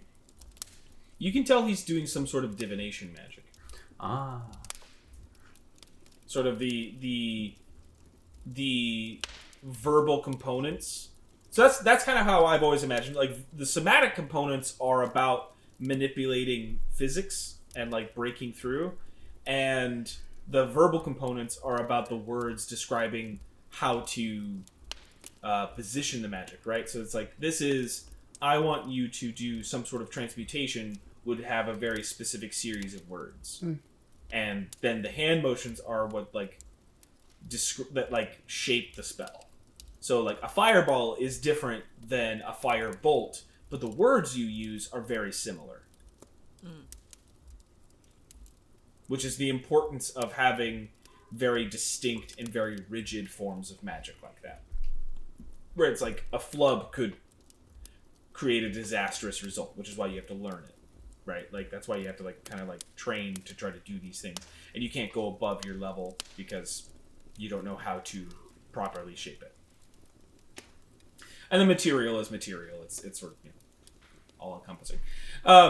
But you notice he's doing some sort of divination magic, and he looks to like the northeast, and he says, well, he seems to be going off in that direction, which is strange.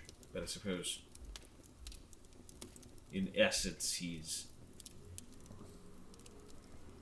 You could assume he's trying to lose a tail or something. I don't know. Maybe he's just... You know him better. He's your friend of... Assume? Honestly, it could be either one. But... He is your friend or is not your friend? He is No. our friend. He might be trying to lose a tail. Could just be lost. Sorry. I haven't done social interaction in a very long time. That We're is not that great at it. You're killing it. Well, I see no reason to stick around here and wait for trouble. Would you like to go find it with me? Sure. Okay. Yeah. All right. Give me a moment. Can I go get my panther?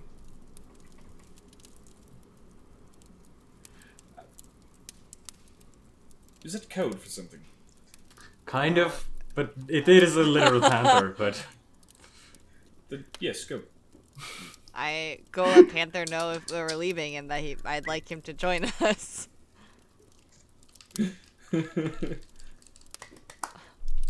What are you... I'm just calling Panthers. Oh, I'm like, what are you doing? I was just trying to... I believe the internet vernacular is... Yes, yeah. I was gonna say that would have been much I'm afraid more... of getting too specific about it because Then Sally our will come actual over. panther might come over and Yeah. jump on the table. So he says, yes. And as you go in and Panther is like coming down the stairs, he's like, there's a new smell here. Yeah. Sorry. Dracarius apparently has arisen and is here. I don't know, but The way to say it. Arisen. As Panther comes down, you also see all 7 of the kobolds have kind of like Oh no. come to, like, they seem to be like looking for something. would you all like to meet Dracarius too?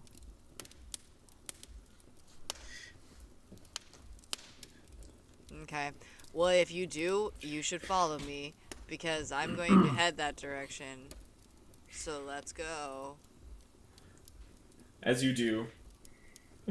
Basically, everybody in the house is just What's going on? what's going on? And so they all kind of come out, and as the 7 kobolds like see, as you come back out, the 2 of you have stayed to witness this event, as Dracarius's form grows out into this, like, as the scales become and grow out, as the claws shape out of the hands, the platinum hair comes to form into the rest of him as he's this like great grand silver dragon. and he basically is like jumped off of the outer landing courtyard and is now standing nearly, like, his head is at the same level of the house as he looks to you all. And he says, the voice is deep, rich, kind of like blowing at you, this like gust of wind every uttering word. And this reminds you of like his size and the like, his eyes are this sort of cool ice. There's no pupils, there's nothing. They're just like this like core, like this molten glowing core of ice as like this like ice blue as he looks to all of you. And you Nameless, you kind of feel the same in terms of presence as the dragon from Terra. And just like old, very old soul kind of a thing. And he looks to a lot of you and he says, "Did you think we were going to walk?" Kind of, yeah. And as they all come out, you see the kobolds just like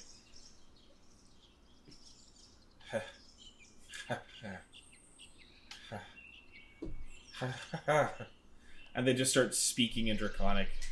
And he says, "Oh, children, wonderful. Hello. Yes, I'm very big. Thank you. Very grand, very strong. Yes, of course." And they've just been speaking Draconic. They've just been saying all these things, just like all these glowing praise. Even just all of them are just like, especially Zeus. Like, he's just like run up to me. He's like, "Oh my god, you're like the coolest thing ever. You're like, you're like Philip. You're like the coolest thing in the universe. I can't believe that you exist. You're like, how do I get this big?" And he's like, yes, of course. How? I'm gonna pick up Zeus as he's talking, and I'm gonna, in Draconic, be like, "All right, children, go back inside. Mummy has to go help cool Uncle Philip with something." Philip's like a dragon. And The there's just sad like, part is this everyone cool- understands this conversation but Nameless, and I feel like that's how you all feel when I talk to animals, and now I understand it. I'm like... You're just like, oh. and they're just like, "This is the coolest day on the planet. This is the coolest day ever. Oh my god, I can't believe you did this." Just remember, Mummy is really cool, okay? She has really cool friends. When you grow up, Mom, you hate shit, her. she doesn't do shit. She's so fucking lame. She ain't no Hey, big I can hear dragon. that. Go up to your rooms. Yeah, we'll have a discussion when I get home. They all roll. He says, Look to "Yes, Liam. Did you wonderful. hear what they said about me? How precious." Yes.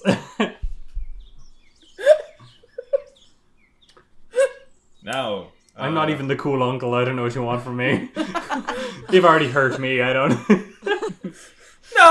No, that was just Zeus that I said know, that. I know. Only Zeus said Philip was the cool guy. I think Zeus just likes big things. Fair enough. Not wrong. That's my boy. I was a dragon. Do you just like say this out loud? Like, No, do no. You see everybody like freaking out over Dracarys. You're just like, yeah, I can do that too. Like, I just get really I was gonna turn into a bird, be like, "Yeah, let's go," but But like, I can do it. I can do it too. You think you're special?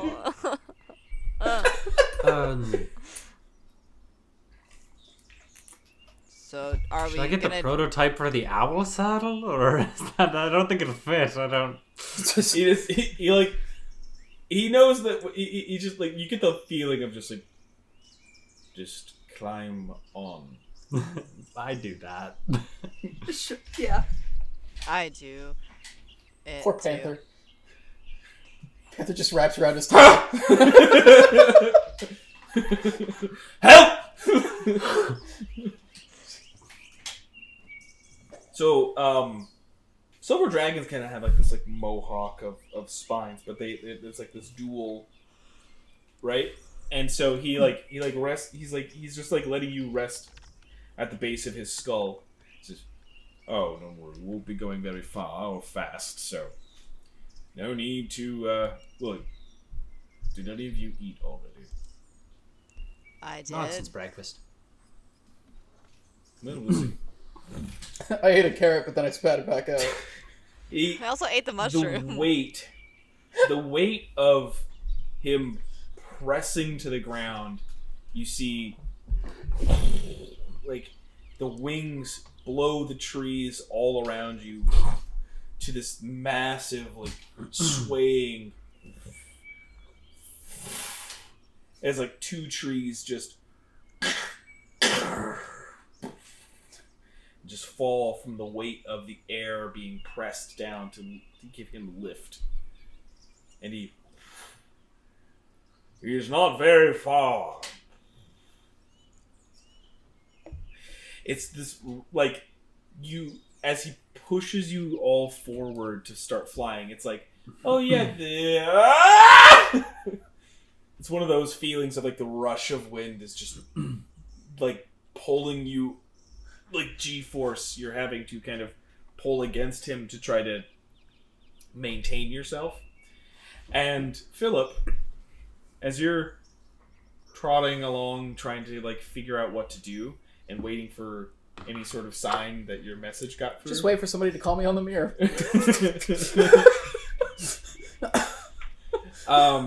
There is a voice in your head. And it says, "Dear sir, my name is Tricarius. Your friends are within mere minutes of you. You shall have the help you desire." Oh, just stop moving. Yes. I'll pretend I have to tie my shoes. Tie my elk. Just so you know, the people following, they know about the house. Yes, I do. Thank you.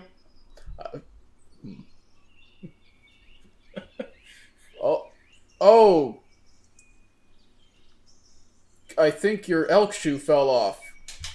Pull over the side of the path and just stare at his feet. But Master Philip, I wear no shoes, nor do I have any need for them. Wait, so that doesn't actually hurt your feet to be walking on the path without elk shoes? I never thought about this before. What? I suppose I haven't either. You're not usually an elk, right? Well, I quite like this form. Okay. But like, when you're home, you're not usually an elk, right? Or are you an elk at home too? Well, I could be.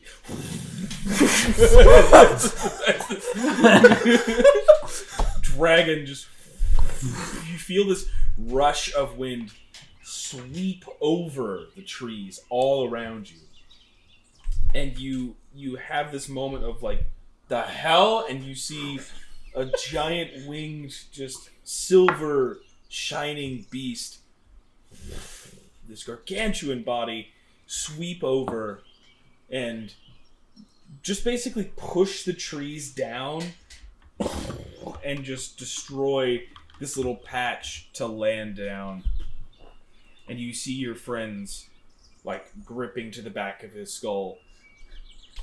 their hair just like... Yep, just like... and it looks to you, this dragon. It says, "Philip Fraterfella." Present.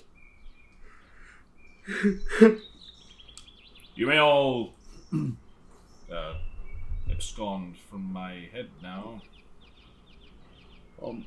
I do that. That was really fun. Thank you. Liam. Yeah. It's Robin. Where? Though I'd assume behind me, at a safe distance, so I wouldn't notice them. As Dracarius shrinks back to a human size.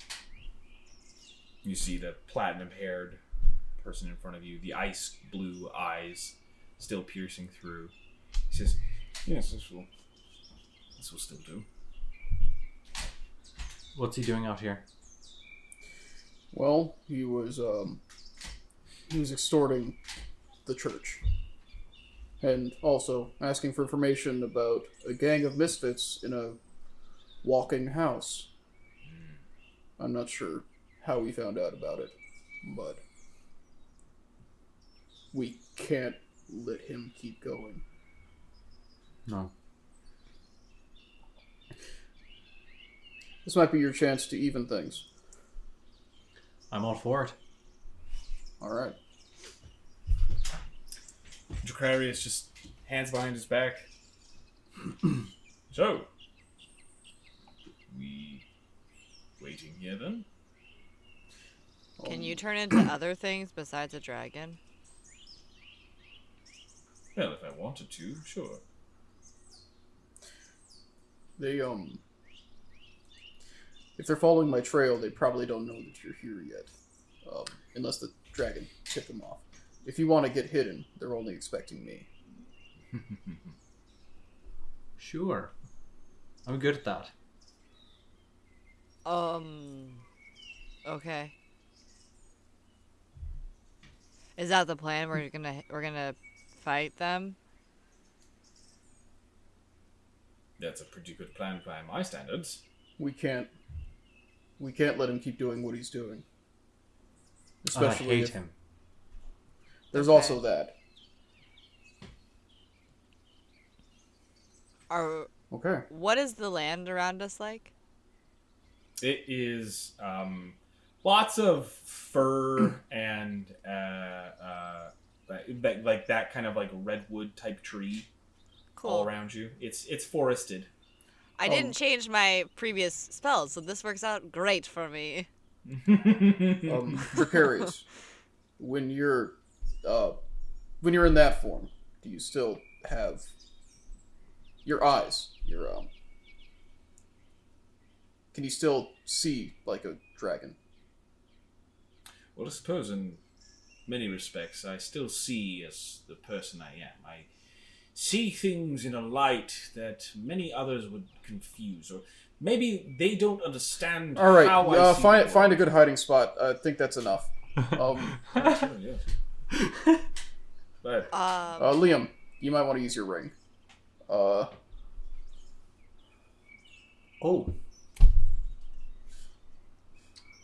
What phase is the moon in? over the night, I think I told you originally that it was. It was a new moon when we were in the. Yeah, I think it still has another day before it's not. Cool. Before Cool. it would move on to the next phase. Because then I get plus 10 when night has fallen, which it hasn't. So plus 5 only. Okay. Okay. Dracarius goes ahead and stands behind a tree. I don't think he's trying to stealth very hard.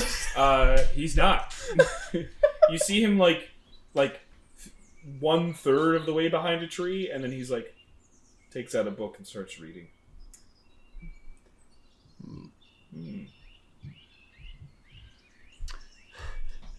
Can I get stealth checks from the rest of you?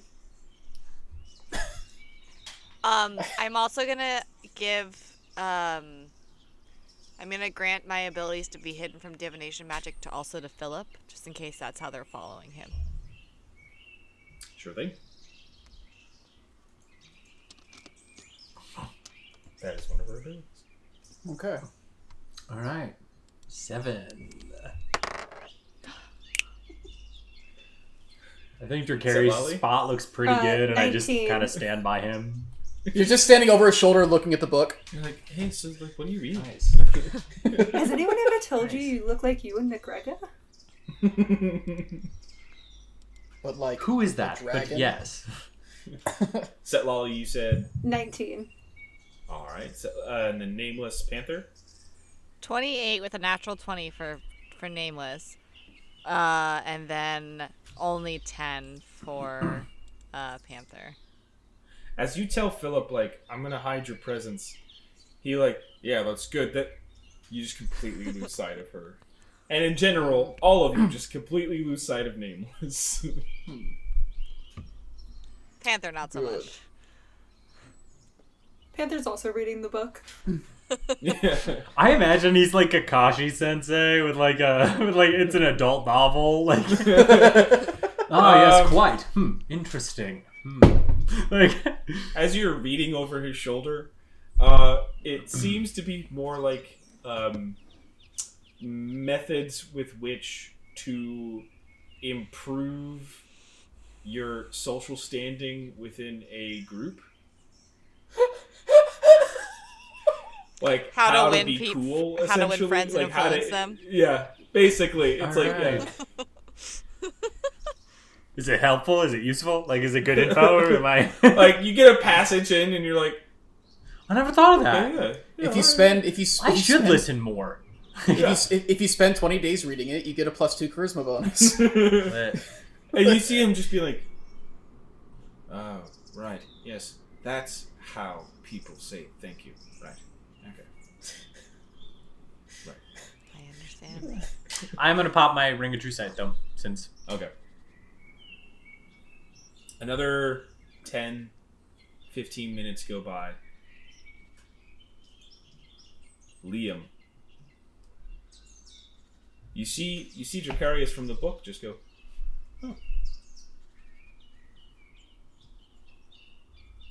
And at that, it kind of catches your attention.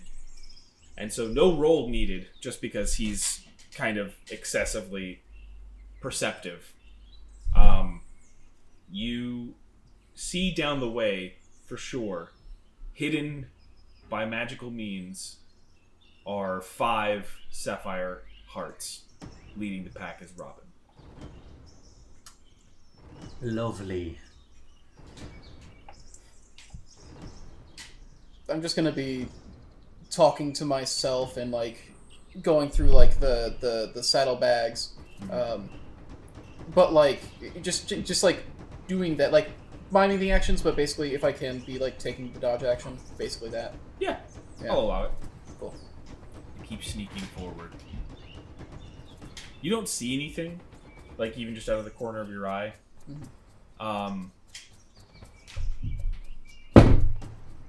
Actually, yeah, they're still pretty stealthy. Like you guys aren't hearing them. Those without the true sight, right? There's not a lot of signifiers even through like the bushes or whatever that like make you aware of someone else being near, nameless, even from your like hidden position, or Setlali from your very well hidden position. You don't feel like they're catching you because they're not looking to the trees at all. They're about 45 feet, 50 feet away at this current moment. And as they get to about 40, that's when you see, Liam, their eyes go to you and Dracarius. And they're just kind of like... So, all I want to say is that, like, their eyes go to you, too. Then Robin looks to two of the people behind him. He's like... They start to, like, snake around going towards you guys. And they keep moving forward. So go ahead. Can I prepare branding smite? You want to ready branding smite for what? I guess it's a bonus action that affects my next attack, isn't it? So I can't really... It stays on your weapon for a Yeah. minute until you hit somebody. Yeah. So like Okay. You could basically you could prep it, and for the next minute, like it's on the weapon until you hit something, basically. I'll allow it as like a quote unquote surprise thing that won't affect your turn. It's just that like, hey, because if you're just like trying to ready something of like, I want to have this active before I start attacking something, right? Is that the intention? Yeah. You're like, I want that at the ready before I would make an attack. Yeah. Yeah. I think That you don't have to. It's not on a minute timer at this moment right now. I'll just say like you have it sort of in your head. I'm gonna keep that in mind, and it'll just be kind of a quote unquote surprise action. Not a true surprise action because they're aware of your presence. Yeah. But just like a initiate combat surprise action. Yeah. All right. So they're not aware that I'm aware of their presence. you get that feeling. Actually, that's why I was trying to say it that way. Is that like you get the implication that like while they see you, they don't know that you see them. And so the two branching off are coming towards you and Dracarius. Dracarius just kind of keeps looking at Robin. Like, doesn't pay attention to the ones on the side. And the other three keep moving forward. They're about 30 feet from Philip now. Philip's just, oh, how I wish this hadn't happened to me. Oh, I don't have a spare anywhere. I'm 25 feet. I'm gonna just basically out of nowhere throw right for him a branding smite. Just try and mark him for everyone. For sure. As you step out and you see the eyes kind of like on Robin open up to like shit. Oh, he sees me. Yeah. So like that's what I mean by like it's not a surprise in that way, but it is. Go ahead and roll me an attack. All right. And this won't be counted against wherever you fall in the combat order. Yeah. Oh, sick. Sick nasty 28. Oh! Is that a crit? I do not believe so. I do not believe I crit on 19s. No. That's all sorry. I meant. Was It's like, a 19. It's a good hit. I You're throwing forget it at sometimes Robin. that you're not looking at my thing. Unfortunately, no, because you have true sight, you don't have to roll at disadvantage. I was like, he's invisible, but like, no, you see him. You very clearly see him. And All soon right, everyone that's else a- will. That is a fucking hit, my friend. Way to go. Excellent. If he's the one doing the spell, I hope this breaks the invisibility on everybody. Although they might all have it Give me a individually. moment. Okay. I didn't actually think they'd be magically invisible, so this is exciting.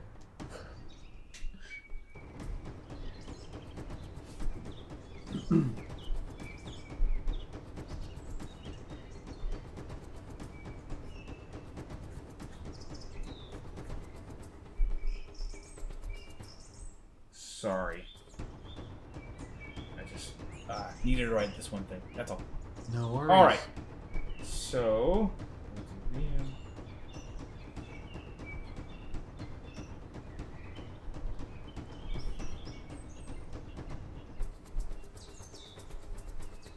Just remember, you do not have Pangolin.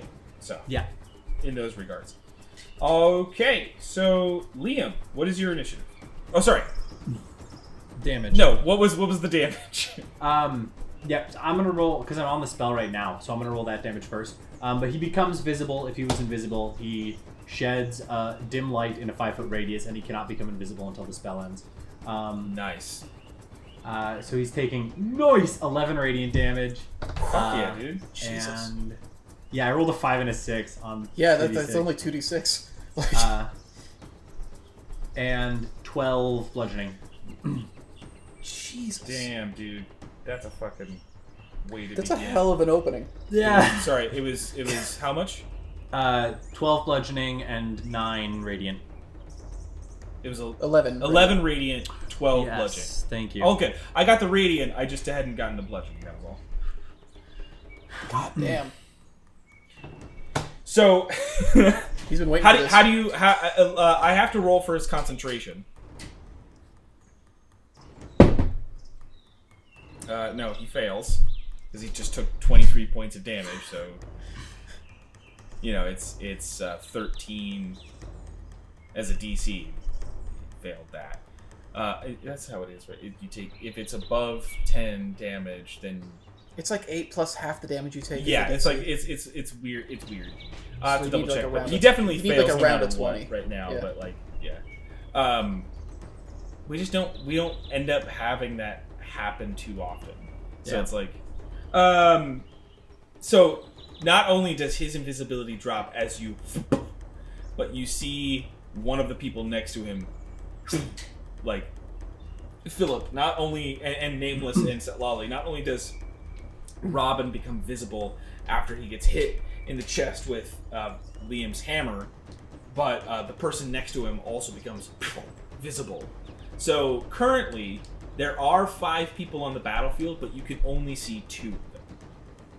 But Liam and Dracarius can see all 5 of them because of True Sight. That makes sense, everybody? Mhm. They are 3 of them, about 25 feet from Philip. And all of you guys are kind of like in this little clearing. So like, the clearing is no bigger than like 40 feet. So if you're ever questioning how far away you are from someone, it's never more than 40 feet.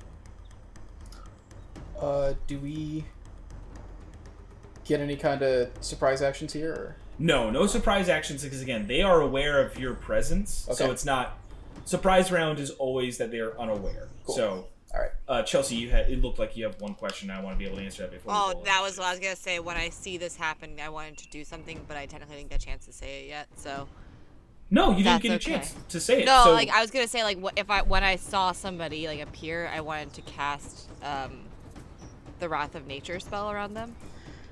go for it. Like that's what I mean. It's like you didn't get a chance to say it. I'm not holding you back Okay. because you didn't get a chance to say it. So, So- I basically, I mean, as soon as I see it, I'm gonna cast Wrath of Nature. I want to see like people appear.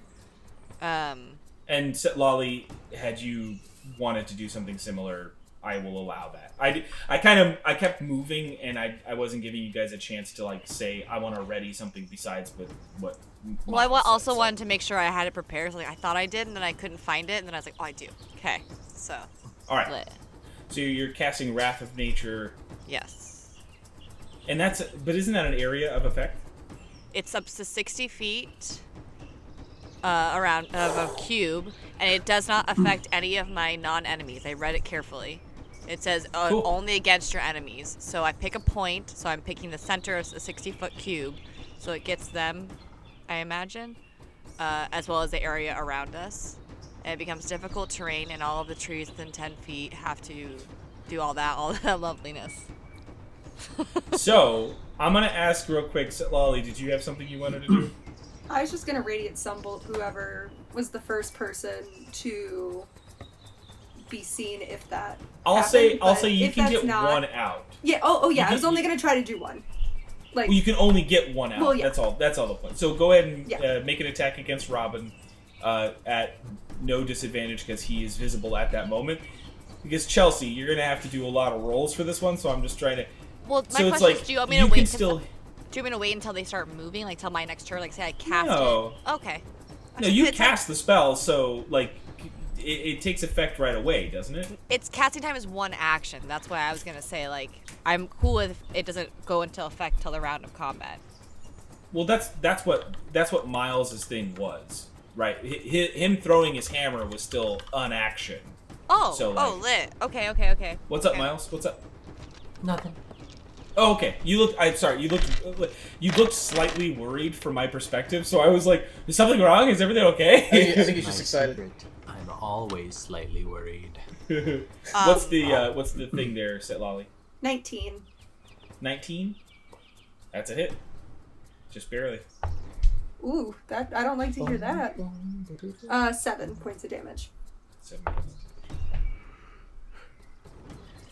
And then I technically need them all to the two. I guess the two that I see. I'm assuming. I'm not sure if it works that it affects the people I can't see, but they have to pass a dexterity saving throw, or they're So gonna when get. it's an area of effect like that, it doesn't matter if you're invisible. You still get affected by it. Okay, so Oh, then still they all break have all the to. invisibility. They all have to pass a succeeded dexterity saving throw of 17.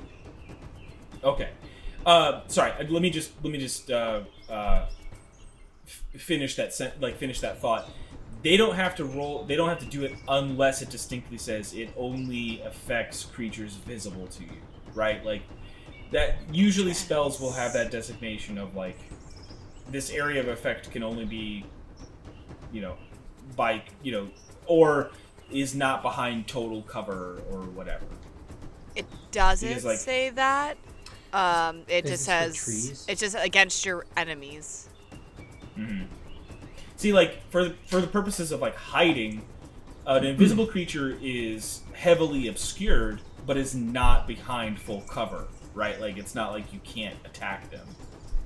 What's up? I'm looking here and it says, like, are you talking about specifically for, like, the tree effect?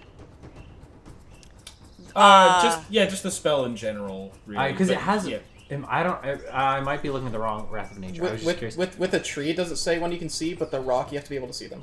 Yeah, so Right. with trees, it says anyone within 10 feet of a tree. It doesn't say the tree has to be able to see them. Right. Yeah, it says each of your the rock enemies, is which I made sure, so none of it will get hit. Yeah, cool. Then I will make their saving throw. I can't believe how It's a strong this spell dexterity is. saving throw? 17. Oh, I'm just saying, it's a dex saving throw. Oh, yeah, that is how strong is your saving throw. Damn it. I cannot believe how strong this spell is. It's so good. And it gives mean, you stuff to do for... It's good a if while. you're outside. Gives you Yeah, a that's the bonus thing is action, I gives you- prepared it for And at the end of the... each of your turns, you have another thing you can do, too. Yeah, it's the rock thing I can do. Robin's just gonna be like, not this one again. It took out a whole army last time. As you cast the spell, you do see him like, oh shit! Ah, she's here. Alright, so 17 you said? Yes. That's 2 fail. I didn't know she was gonna be here. Oh, sorry. Oh, wait, no, yes. Yeah. Okay. So, Robin passed. One of the other ones passes, but 3 of them do fail. So they get 17 points of damage. Okay. I And hope the rest of then the casters are in that. at the end of my turn, I have the roots and vines. I'm assuming I will not get my bonus action from this is just my No, this is just a 1 action. yeah. This is just so a- that at the end of my turn, I'm gonna select Robin, and they must succeed on a strength saving throw or become restrained. Okay. So again, it's not really a turn. It was the action was casting the spell, and the tree was an effect as part of that, wasn't it? It says at the start of it, and then basically at the end of it, it's this. Right. So it's not really the start of the... I'm going to allow the tree thing, but I can't let Okay. the restrain thing because it's not really your turn. But once you get to your turn in the actual combat order, I will allow the trees to attack again, and Okay, you can that still makes sense. do restrain. That's cool, at cool, the cool. end. That tracks. Cool. Because I know it's a weird spell because it has like this thing, this thing, this thing, this thing, this thing, but like it's Well, It's technically, so last good. time I was doing it, they were my action and my bonus action. So like that's why it got 3 things last time. Like Yeah. technically, as the action, it's only 2. well, that's what I mean. Is So. it's like it's a very specific kind of thing. Yeah. So anyway, go ahead and roll initiative, everyone. As Robin looks furiously at you, Philip, and the rest of like what he can see. Yeah, he's fucked. I don't see him getting out of this one. I'm very glad for Wrath of Nature, because I feel like 5 Zephyr Knights are not going to be like an easy fight for us. But Well, I'm curious like how strong Dracarius is. I'm curious how much Dracarius is going to like want to help. Yeah, like He might just only be here to make sure we don't die. yeah. I actually Who knows? rolled a good initiative, so that's like weird for me. Mine's okay. All right, Liam. 17. Nice.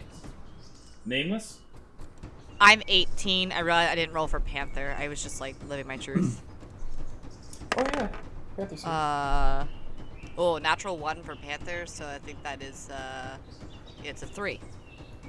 Okay. Philip. 9. Is it Lolly? That's what I got. All right. You guys just decide who goes first, or if you guys want to go at the same time. Oh, were there concentration saves for the ones that got hit by the Wrath of Nature? Oh yeah, I gotta do that. 1 second. Hopefully it's the 3 that I don't know exist yet. Yeah, I'm hoping that. Well, if you hit 3, at least two of them are invisible. Yeah.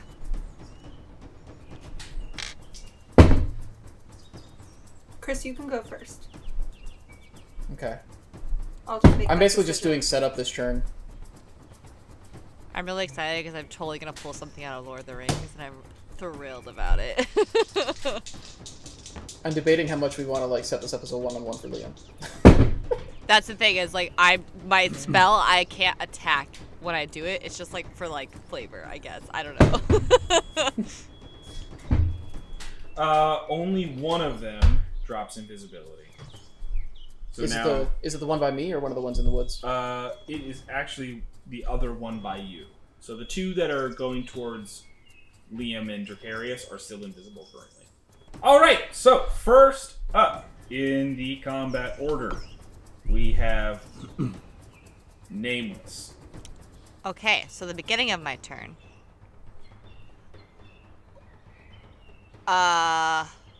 Okay, I have a question. So the casting time is 1 action. It gets all of these things, and then I'm allowed to do another spell on top of that as long as it's not concentration, correct? Yep. Okay, so same thing. They have to pass At the start of the turn, they have to pass the dexterity saving throw. Correct? Yep. 3, 5, 11, 17.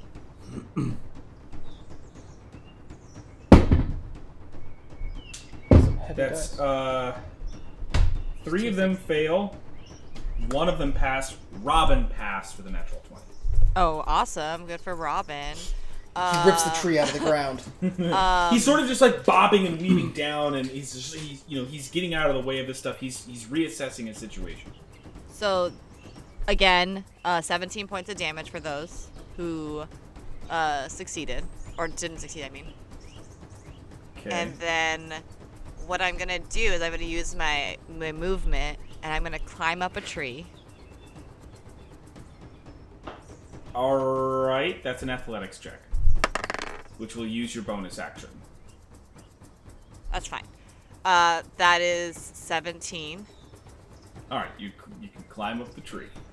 Then I'm going to cast Awaken on the tree that I'm in. So extra. I love it. All right. And the tree becomes alive.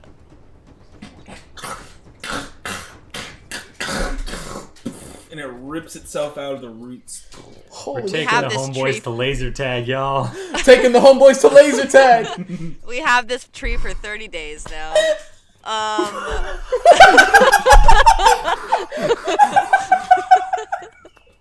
And I'm then sorry, what? we have a tree companion for 30 days. That's a one action cast? 1 action cast. Damn. Oh no! I misread that. You're right. Nope, I can't do that. I misread that how long it lasted was 8 hours. No, duration. Oh, yeah. I don't understand. It says duration instantaneously, but casting time is 8 hours. Yeah, it takes you 8 hours to cast this spell, but the duration means instantaneous, like it has a long-term effect. Oh, I misread those two. Okay, so I can't do that then. I'm just in the tree then. It's fine. Whatever. I'm sorry. I was sitting here like, I don't think that spell does that, but I totally read what a those as power reverse. move, man. So I thought it Like, lasted that for was- 8 hours. Okay, that makes more sense. Well, that's sad. Okay, well then I'm just gonna finish the rest of Super my cool, turn. though. I would have been really cool if I could have done it. Hey, that's a great Arwen move. But you still got your man. action. Yeah, you still have your Yeah, action. just have a tree with us.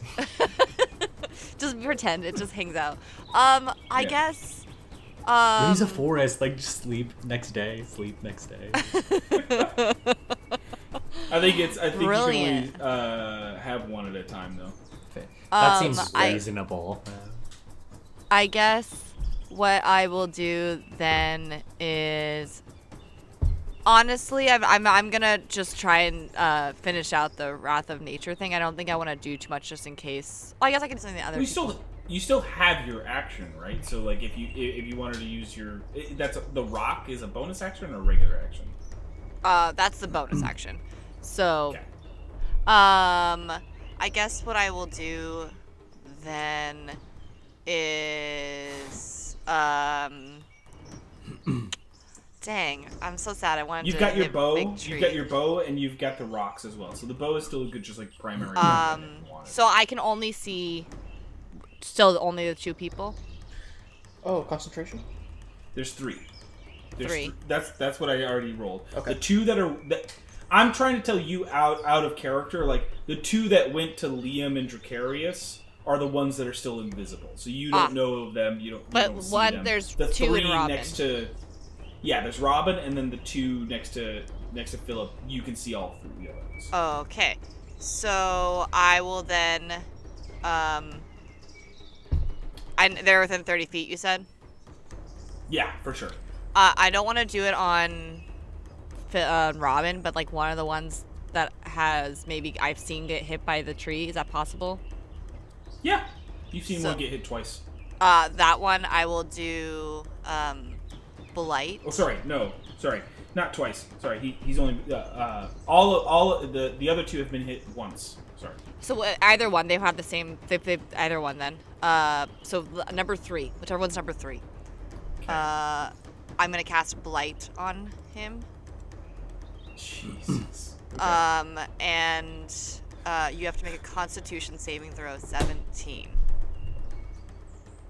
Oh my god. 20 wisdom, y'all. I think he just failed.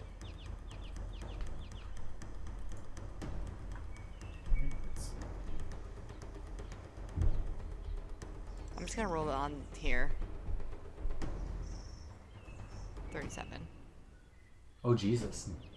Okay. Is it half if he passes? Let me double check.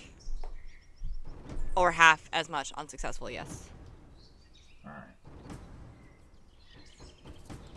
Jesus. Um, 37. And then I will finish off my turn with the roots, with the roots and vines, trying to hold on to Robin. You got it. Try to restrain. Well, you still have your bonus action unless you actually still wanted to go up the tree. Oh, I thought. Oh yeah, if I don't have to be in the tree, then yeah, then I would rather not. I'd rather be on the ground. Like the whole awakened thing. If you didn't have, It was. to go I up the really tree, wanted to then- just be like little Pippin and be like, Yeah. but it didn't work. So,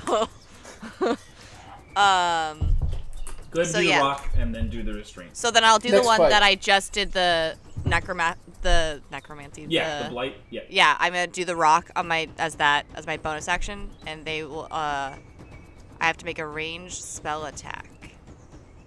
All right. So Should be plus 9. 9. 14 plus 9 is. Yeah, you hit him. Yeah, I hit him. Okay. yeah, you hit him. That is how many? 3d8. 3d8. I don't have a d8 out. Oh yes, I do. I could 2, 9, 11 points of damage, Okay.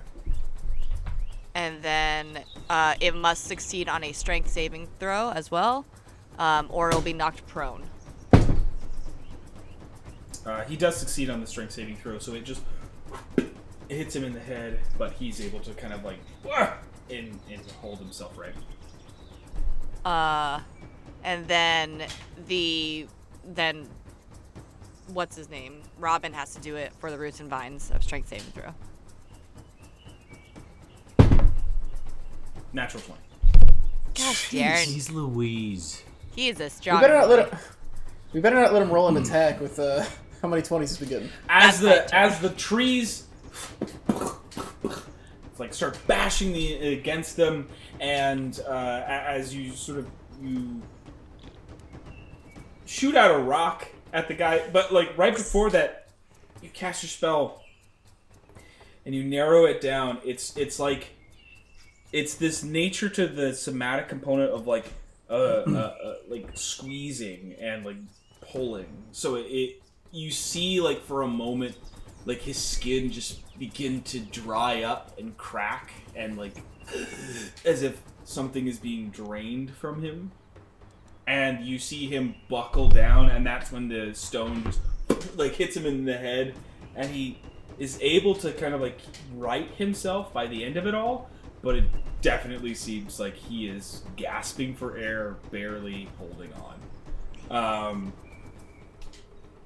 Let's go. It is now his turn, ironically. So he sees all this. He looks over to you, Nameless, and he like bum rushes at you, and he's got this battle axe, and he swings it at you and brings it down for his first attack. And as he does, you see the blade of the axe like shine and shimmer, much similarly to the way you've seen Philip's pickaxe. Oh, he's also a paladin. He's gonna smite you. But the first hit does not hit. And as you nimble out of the way, he goes in for a second swipe. Well, and as he tries to cut at you, there's this moment where Panther just kind of like bites at him. Doesn't actually hit him, but it's enough to put him off balance. He goes, and his axe just drops to the ground. Roll natural.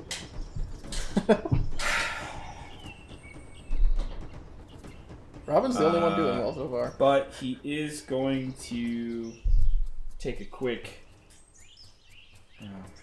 takes a moment and he's just... No, he can't. Shit, I already moved him into combat range. Damn it. Alright. Go ahead, let him leave. After that, it is Liam's turn. Okay, I need a vague idea of where everyone's located. I know, like, we have Philip. The three are, like, past Philip from me. Yeah. That's like, still within 20... I'd say you're not very much farther away from Philip. You probably went, like, 10 feet. But so they're still, like, 25 feet from you. The guys who peeled off, which direction are they in? Are they, like... They're off to the other... You know, like... Well, they're going towards you, right? So, let's say you're... From me? Yeah. 60-foot cone. You hit all of them. Looking to roll, but you've got a bad habit of messing with our families, and it's gonna prove to be an unhealthy one. What? Hammer fist shuffle. Okay, so here's what I'll say. You can position the cone to hit everyone but the one that ran up to Nameless. If you want to hit the one that ran up to Nameless, you would also get Philip and Nameless and Panther in the I gotta cone. choose. I get to choose who it hits in the cone. Oh, that's right. Yeah, you do. Oh. So you can hit everybody. Thank Yeah. God, forgot I was about so that. scared. I forgot. Sorry, no, go ahead. I double checked. I was over here reading, making sure because I didn't remember. You did the same thing with that Chelsea did with Wrath of Nature. It's just like, am I gonna hurt everybody? All right, so it's all just based on saving throws, right? Yep, con. And then you roll the number after. Yeah, Constitution 17. Okay, doke. Oh, you put your intelligence back up to 20? Yes, I did. Nice. Okay. Okay. All three of our casters have 20 Hey. in their casting stat now. Yeah. Intelligence, wisdom, charisma. Huh. Tell me all of them failed. Yep. Every single one. They all rolled below 7. All right. Not that it's a plus 10. I just mean to say like all 5 of the rolls were below 7. Jesus. So that was cool. Okay. I'm rolling a d6. I guess I'll do it one at a time. Yeah. Yeah, go ahead and do the 4 and then do, or you want you choose. You choose. I'm sorry. Yeah. Okay. Just So do I whatever guess order you want. I'll do the 4 guys. I'll do Robin last just for drama. Okay. First one is a 1. Do you mind jotting these down? Yep, I got him. Okay. Second one is a 1. I forgot which one is. Me too. Third one is a 1. No. Maybe hope this is one's the- really good. I hope this is the best effect. Fourth 4 is one the is weird one, right? oh my god, a 1. Miles, stop rolling the D1. All right. And the fifth one is a 5. Okay. Okay. So at Four least we was- only have to look at what 2 of these things are. 4, yeah. 4 was the weird one, right? I think so. So what is 1? Target suffers a level of exhaustion immediately. For the next 3 rounds, at the start of the target creature's turn, they must make an additional con saving throw at the same DC. On a failure, they suffer an additional level of exhaustion. Holy For each shit! subsequent turn, they fail the saving throw. This will go up. On a success, the subject suffers no exhaustion level increase. After 3 rounds, the effect ends. So they can only take 3 levels of exhaustion. But Holy shit. Well, they take the way that's supposed to read. They immediately take a level of exhaustion, and then for the next 3 Right. rounds, you lose it even more. So they can go up to 4 levels of exhaustion. right. That's wow. 2, 3, 4, 5. A bolt of elemental energy strikes the chosen target, dealing 10d6 damage. Choose energy types from the following list. Split the die to see how you see fit. Let's go. Song of Fire and Ice, baby. 5 and 5. I don't know if he has any, things. So, If he's a let's. paladin. Is he wearing metal armor? I mean, yeah, they're all wearing a metal. Does that get any advantage if it hits him with like lightning damage? No. Oh, It's advantage for like shocking grasp, but that's why. I This feel is like- This is Yeah. the fire damage. Holy shit. That's Woo! 5, 6, 6, 2. 25 fire damage. And 25 out of 30. 18 ice damage. Miles, what the Also, fuck? I get 43 damage altogether. Very nice. so it hit all 5 of them. So Yeah. I have 5 1d6 die. Yeah, It's 5 1d6 that are like that I can add to damage rolls. So you could technically the only one you have damage rolls to are these 2 things, right? Mhm. You can add. Did we say you could add that over time or to the same spell?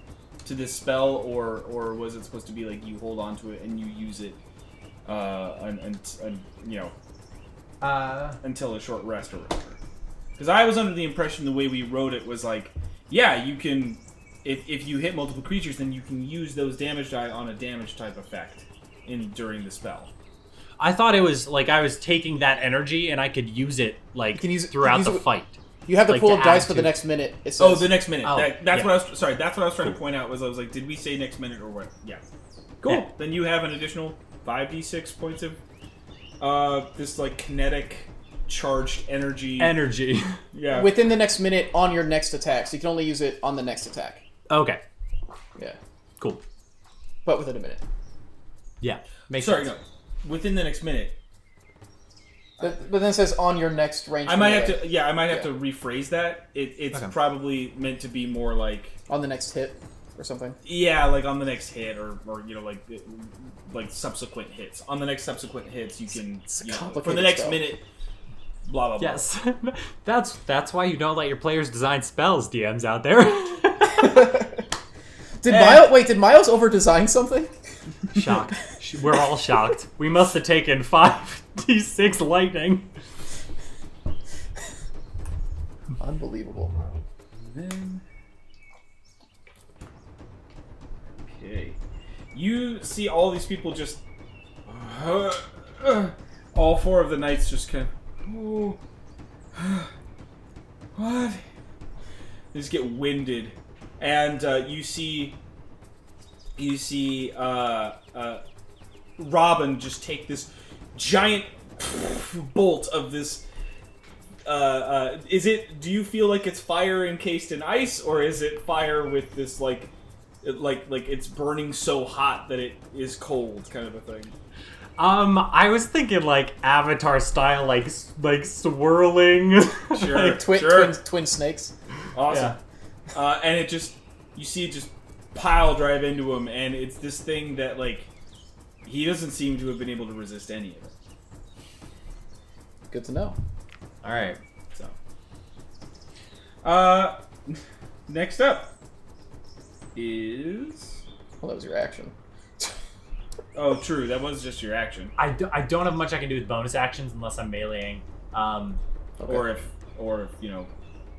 Pangolin is there. Or you have like Aura Yeah. Vitality up or something. Yeah. Okay. All right. So after that, it is Dracarius' turn, All right. and you see Dracarius sort of still hands behind his back, like looking at just assessing everything, and just. Oh, am I? And he points his finger at one of the two invisible people next to you guys. And you see him just.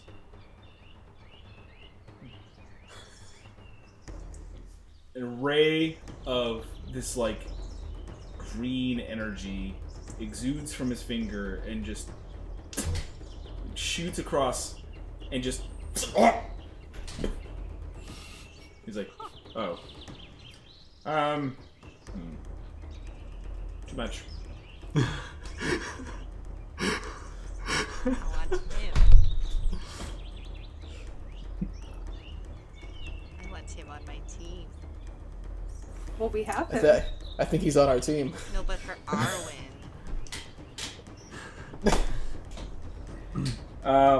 And you see the guy, and you see just the body, uninvisible, or I guess it's just to say visible, fall to the ground, and the guy next to him just. Did he become visible, or is he still... No, it's just like Liam and Dracarius can kind of see this one dude just like. You know that G.I. Joe PSA? Yeah. Yeah. It's just the eyes move. It is actually his turn, and he sort of musters himself a little bit. And you see him drop invisibility as he runs up against Dracarius to, like, swipe at him. He kills him in one hit. Dracarius is dead. Whoa. What? What? He rolled like shit, so there's no way he's getting over that. And so it's like he's got this great sword, and he's like swiping at him, and it's one of those. Okay. And as the blade comes, It's getting even more On the Kakashi second- vibes. yeah, as the blade comes towards him, he's just like, just kind of like holds it. He's like, listen, you don't want to do this. I don't know how to express this to you properly, but I believe you're wasting your time, and your talents are very ill used at the moment. That'd be a persuasion or intimidation. I don't. He's Yes. just like, Is anyone else feeling weird in the lower stomach region, or is that just me? I It's a don't know. cold-blooded thing. Yeah, it's a lizard thing, you know. So after that, it is Robin's turn. And Robin, kind of seeing one of his own fall, looks at Dracarius and is like... You see him try to, like, make an assessment. And he's making a run for it. He's in difficult terrain, so he doesn't get very far. He can only get a little bit away before he's like trying to double move. So he's booking it. And you see the other three people that he's left look to him.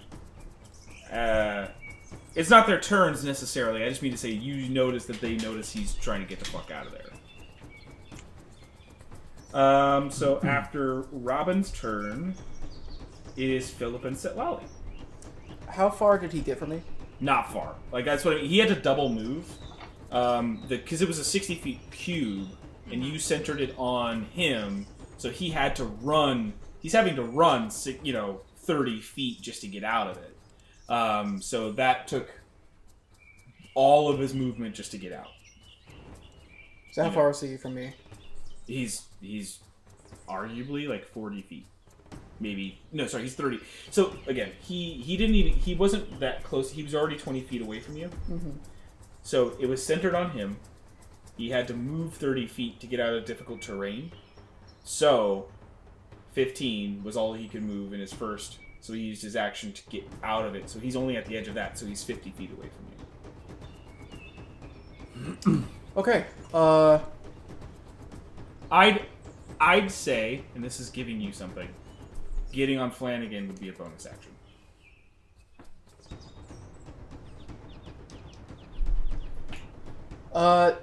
That's only an additional thing. That's it. So what I'm gonna do is I'm gonna run up. Because you can run 30, no problem. Yeah, I'm gonna run 30. Mm-hmm. I'm then going to Misty Step directly in front of him and just. You got it. I'm gonna cut him off and. Misty Step's bonus? It's a bonus action. Yeah. So you get to right in front of him, and for your first attack, unless you only want to take one, go for it. 19. Man, this is the old pick. Oh shit! That would have been so perfect. All right. Because it was keen, so you would crit on 19s. Yeah. Cool. I'm gonna dump a 3rd level smite into it. Okay. Yeah. Dump away. Yeah. Just just dump on him.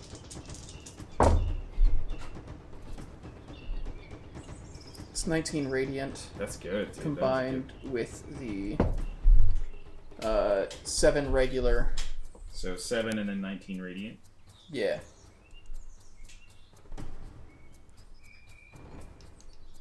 Okay. And then I'm gonna take my second attack. That's 19 to hit. That is hit. Just.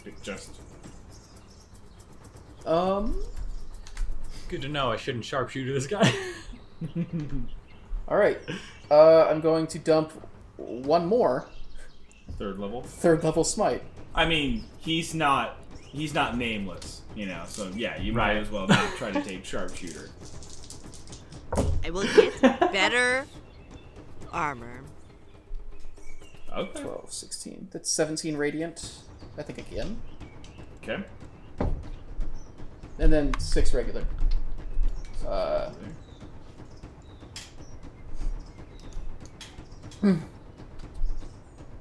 Yeah. All right. You can do that. I'm just gonna say. You just as you get in front of him, you see his eyes kind of look up to you, desperate as you. He's able to take up his long sword and hit the war pick, but it's just one of those things where it pushes against him, and he's just not. He's able to kind of push back against the stuff you're using at him, but it's barely. It's just barely. I'm just gonna smile at him. It's gonna be feels weird to be on the other side, doesn't it? And that's my turn. Yeah. All right. Set Lolly. All right, I'm gonna do my usual. I wanted to try to do something. Sally. Wanted to try to do something different, but I don't. Her hand is also right where the dragon's is too, so very good. It's very good. Sorry, you're gonna do your usual. Yeah, because I wanted to do something else, but I don't think it's gonna work. So I'm just gonna. On who?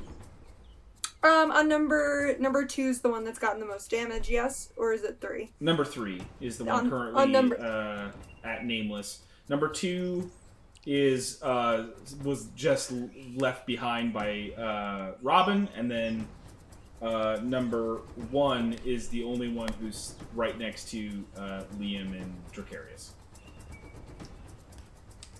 I'm still gonna do, I guess, the one near Nameless. Okay. Yeah.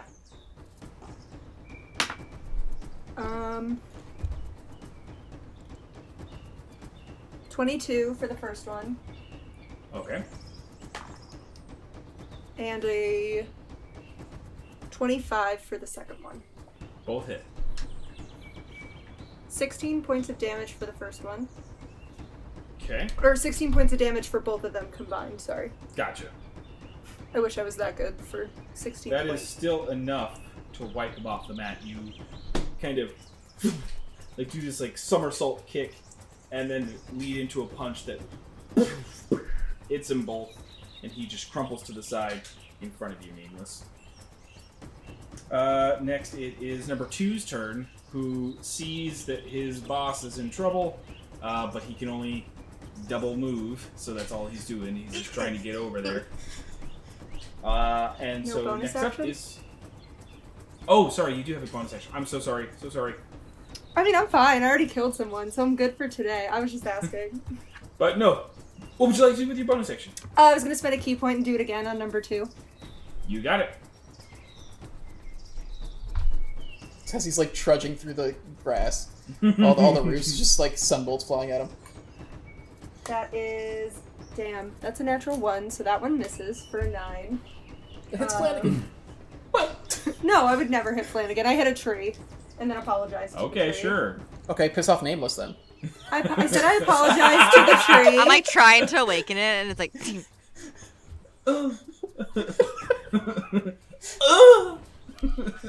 And then that one is a 19. That hits.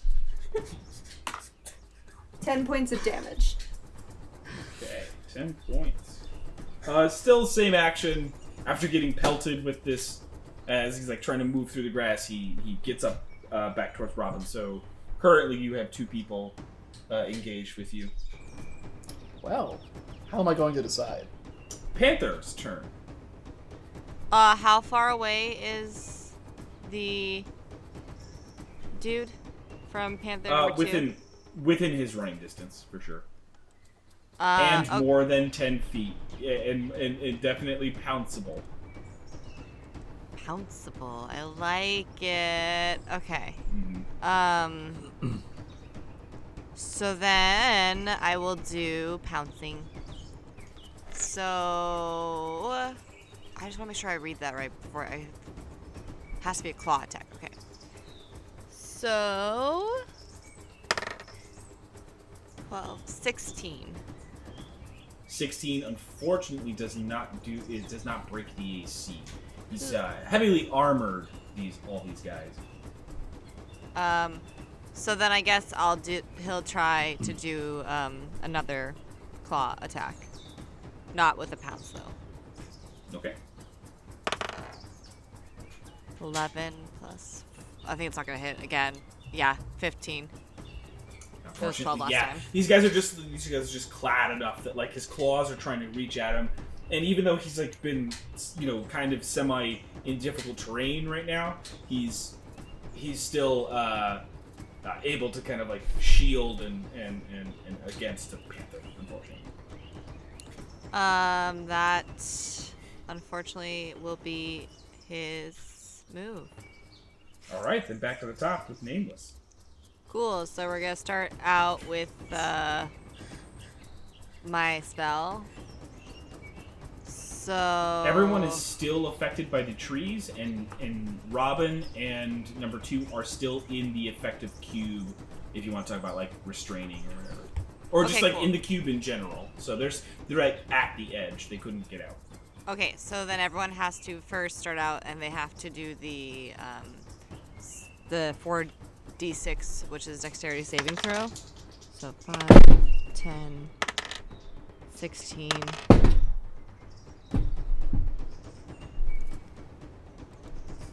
So it's 22 points of damage for those who failed.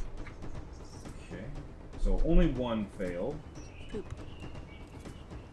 Is it the invisible dude? No one's invisible anymore. Everyone is visible. Oh, I thought the other guy was. He The became guy who- visible when he attacked Dracarius.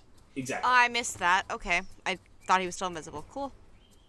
So which one did get hit, though? With the tree? one by Robin. Okay. Number 2? Yes. Cool. Then what I will do for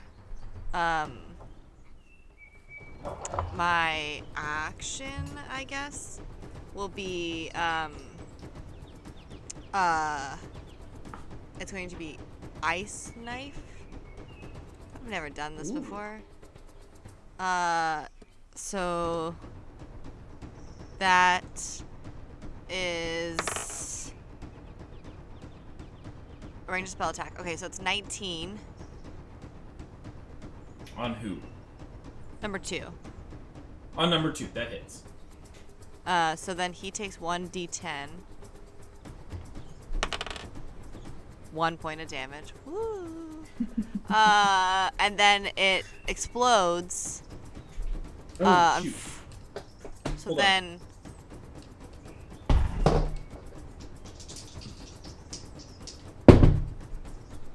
I forgot to roll for his exhaustion, so.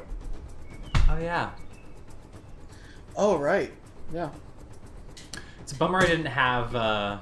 Wait, would that have Robin's speed. affected anything last No, time? that just he failed his exhaustion. It just means his speed is halved, so he actually couldn't have made it as close to Robin as he did. Oh. He's only he yeah.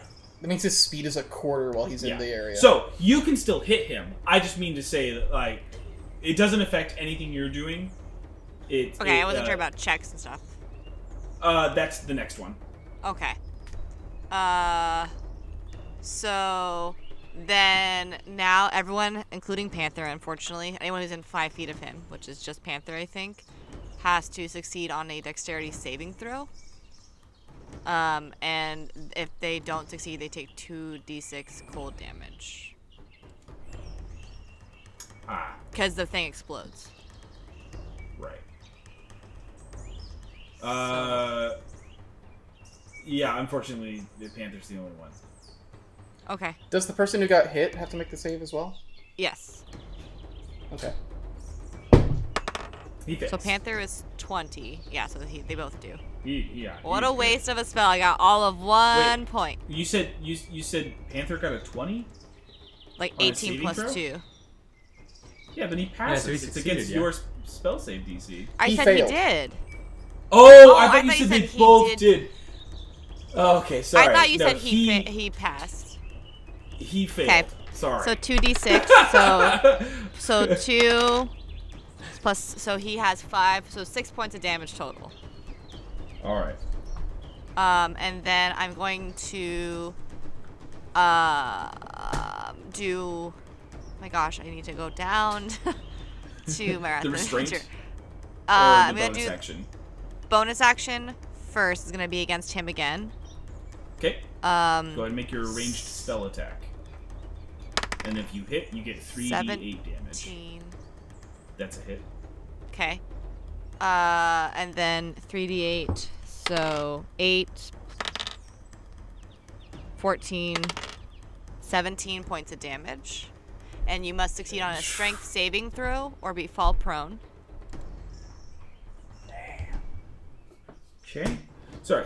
Yeah, because I get you. He does succeed on that though. Okay. The strength saving throw. And then the roots and the vines, I'm going to try one last time on Robin. You got it. So he makes another strengthening saving throw. He fails. Yay! Robin Okay, has been so he's successfully restrained. That's all. Oh, wait, this is a magic effect, sorry. Sorry, he gets advantage on saving throws against magical effects. He unfortunately passes. He is not restrained.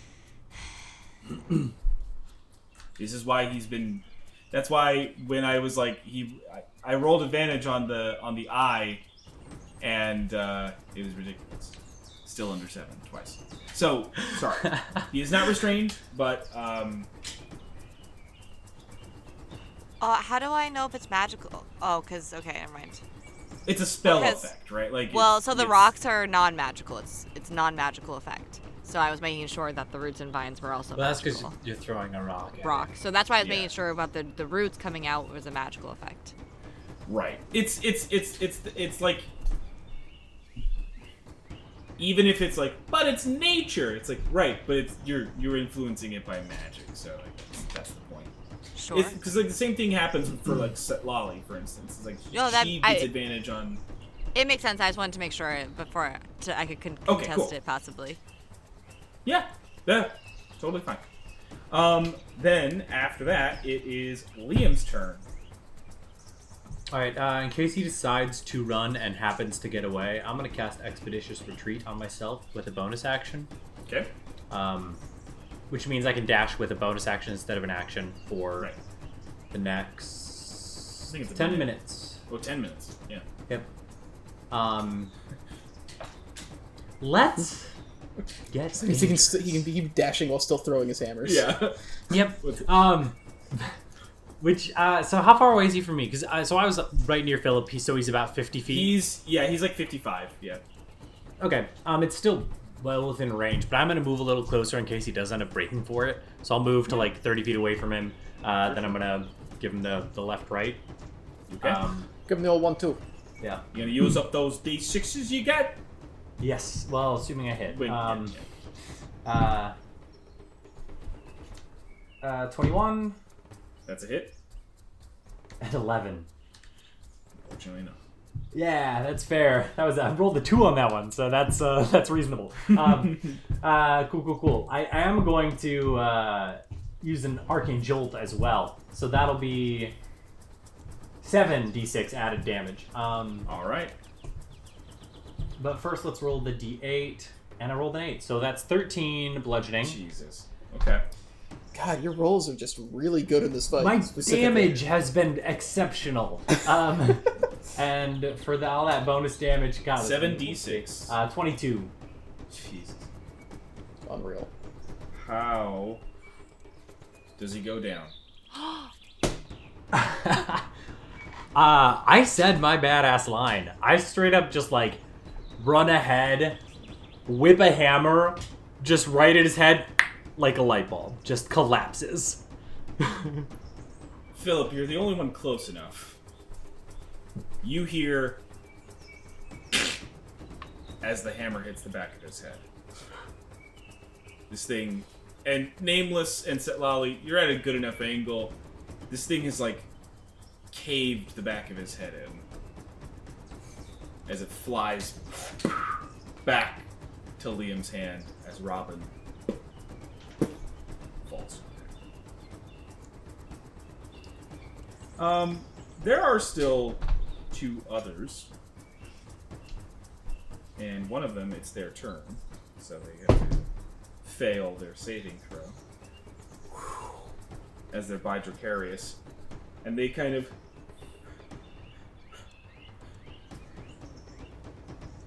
like pause for a moment, and Dracarius, well run. He's like, he turns and like has to like still push through and trudge through. He's also half speed, so he's just moving very slow through the difficult terrain. And then it's Philip and Setlali. And I didn't get to do the cool stuff, but What do you mean? You It was misty fast. stepped with a fucking yeah. red ass divine smite twice. Fuck you. Fuck you. I didn't get to do the cool thing. All right, fine. No, I got to do it at least once. I can still use it as an action. I won't use it in the bonus action way. Eldritch Blast. Oh, all right. 2 bolts at the guy in the difficult terrain. Well, there's 2 guys in difficult terrain. They're both in it. The one that was close to me, I guess. The one that's closer to you. Yeah. Just like as Robin collapses, I just like hold up the pick and just both beams going his way. Wow. 11 and 13. No.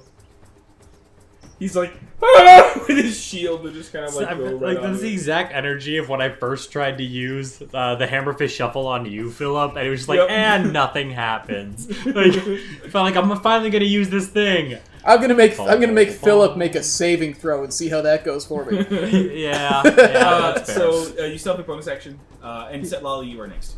So in that case, I'm just gonna run up to him and then just with the shield, just Yeah, easy enough. shield bash. That's not gonna hit. That's like a 13. 13. No, I'm sorry. Yeah. Set Lolly, it is your turn.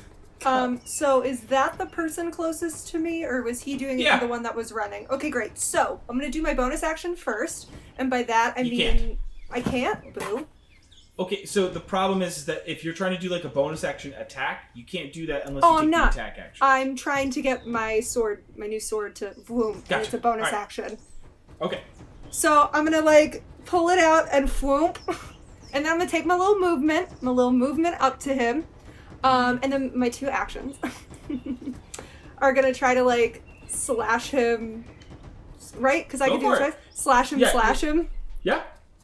Okay, let me just okay. So here's my question because I've never used it. I'm technically proficient, so does that mean I also add my proficiency bonus on top of that? Okay. It should so already. What's the number on D&D Beyond? It should already be applied. 9. Yeah, that means it's That's with your already proficiency. applied. That's definitely with Got your it. proficiency.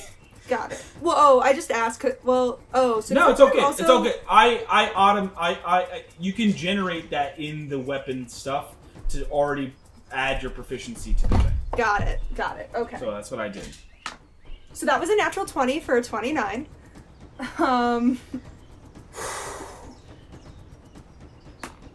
And And then a 16, which I guess misses. the 16 misses, Mhm. but the natural 20 go. You get your max damage, which is 8 plus your strength bonus. Oh, sorry, dex bonus because it is a light weapon and it's finesse technically, just because of the So- properties. And, Plus 3. so 11 radiant damage, but then roll another d8 because of the crit. 7.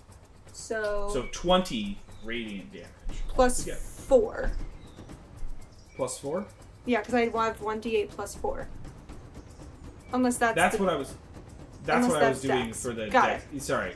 Got it. So then, yes. I don't know why it says plus 4. I'll have to double check that real quick, but maybe it's using. He just means here. Maybe it's using wisdom. Might be using wisdom actually. Yeah, so- it makes sense if he's using wisdom. Right. We'll count the 4, so it's actually 21. Oh God, Sally, your fucking face too. Like it's so mad. She's just so perturbed. Oh, it's because it's a by- +1 weapon. Oh, +1 weapon. Because So it even is the using wisdom's your dex. just- It's just a +1 weapon. Yeah. Okay. So still 21 damage as the guy falls to the ground, burned by the blade.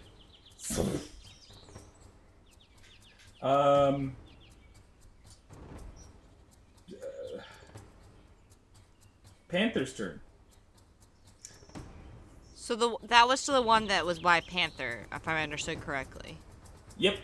So there's one left that Dracarius has said just run. Panther is going to go pounce on him. Okay. Dracarius doesn't give a shit if you guys. What do you guys do? So I think it's +4 if I remember correctly. Natural 20 though. So I imagine that hits.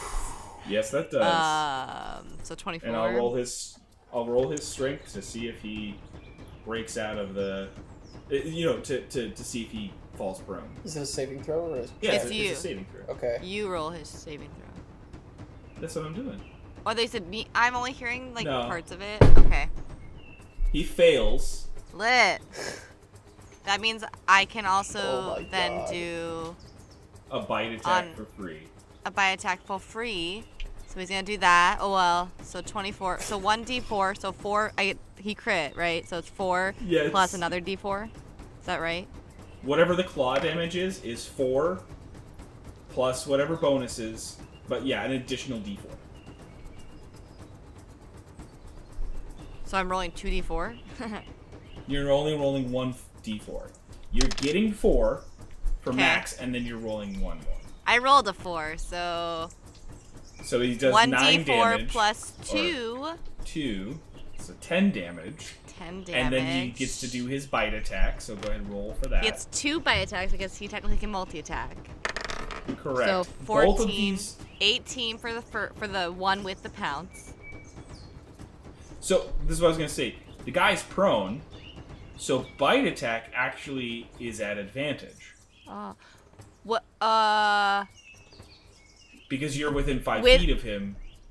That makes sense, yes. But I'm saying for the pounce, I get the free bite attack. Do I still get that advantage with the Yep. pounce as well? Oh, cool. Because he's So prone. 18 plus 4, so 22. That's for the- that's definitely a hit. And For the then first one, go ahead for and the roll second the one- multi-attack second one. 16, 20. Hits. Okay. So then he gets So 1d6 plus 2. So for the first one, it's 6 points of damage. For the second Okay. one, it's 8 points of damage. So 14 points of bite damage total. 14 plus 10 from the original, 24 points of damage. And he's prone. And the guy's prone. He's still alive as Panther. Do we want Yeah, to question? Do we want to question him? That was just to the group as a whole. As he's prone on the ground, you're about to start the turn order, Nameless. So, like, if you even wanted to end your turn trying to restrain him, he's gonna get restrained because he's not. I'm just gonna say it right now. He's not looking too good. So, I'm basically saying combat is over, but like you guys are welcome to do what you want. Yeah, I'm basically, I'm wondering- gonna hold my bow out at him, and then just like if he tries to hurt anything, but that's all I'm gonna do. Mm-hmm. I'm wondering if we might want to send him back with a message. And he fails his final saving throw. His final 2, I should say. His final, the one that would give him up to 4. Right. So He's hit point maximum halved. disadvantage on attack rolls and saving throws. He's not. Possibly, you're saying Robin was extorting your dad. Like, Yeah. we've seen a lot of rough stuff from the Knights. A lot, but specifically around Robin. Round Robin. And his merry men. Yeah. I'm curious how far this goes up. I'm curious if someone else is just going to come and do this, or if this was Robin's plans he was working on.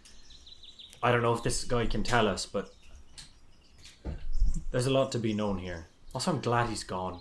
Both of the knights that we've had problems with answered to the same guy. What was his name?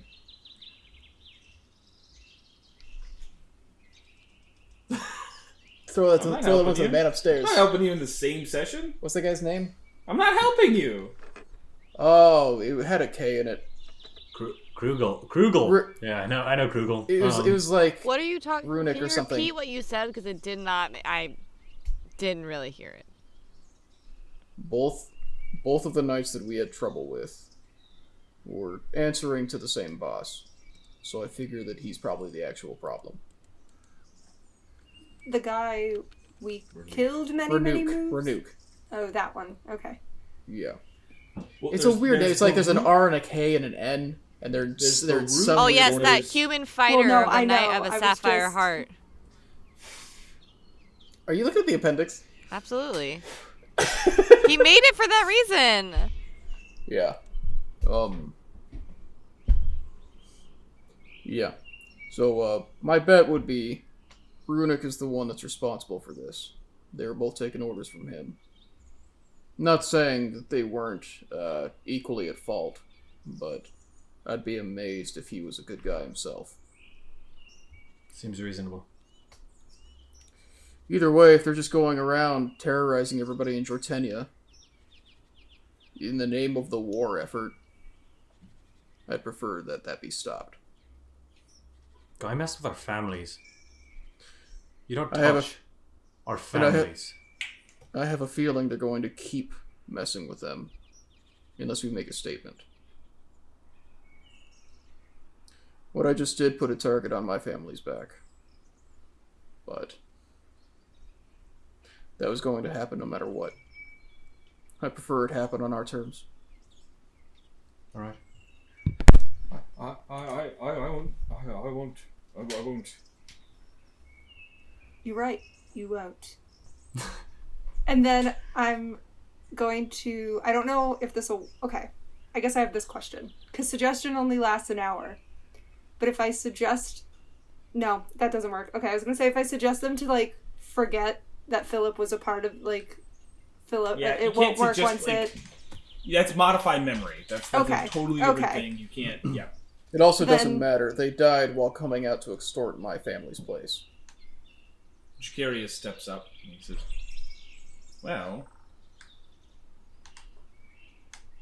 you could always just ditch this one and, your problem ends. I mean, who could report back, Yeah. right? You do that, they were killed by wild beasts. Who would miss them? You see him starting to, hyperventilate a little bit. And Jacarius leans in and he says, oh, no, don't worry, just know that there's no way a knight of the Sapphire Heart would be this far away from home without a battalion at their back. Especially during wartime. You were here for personal business. That man, he looks over to Robin and says, no, he wasn't here on official business now, was he? No, he wasn't. He wasn't.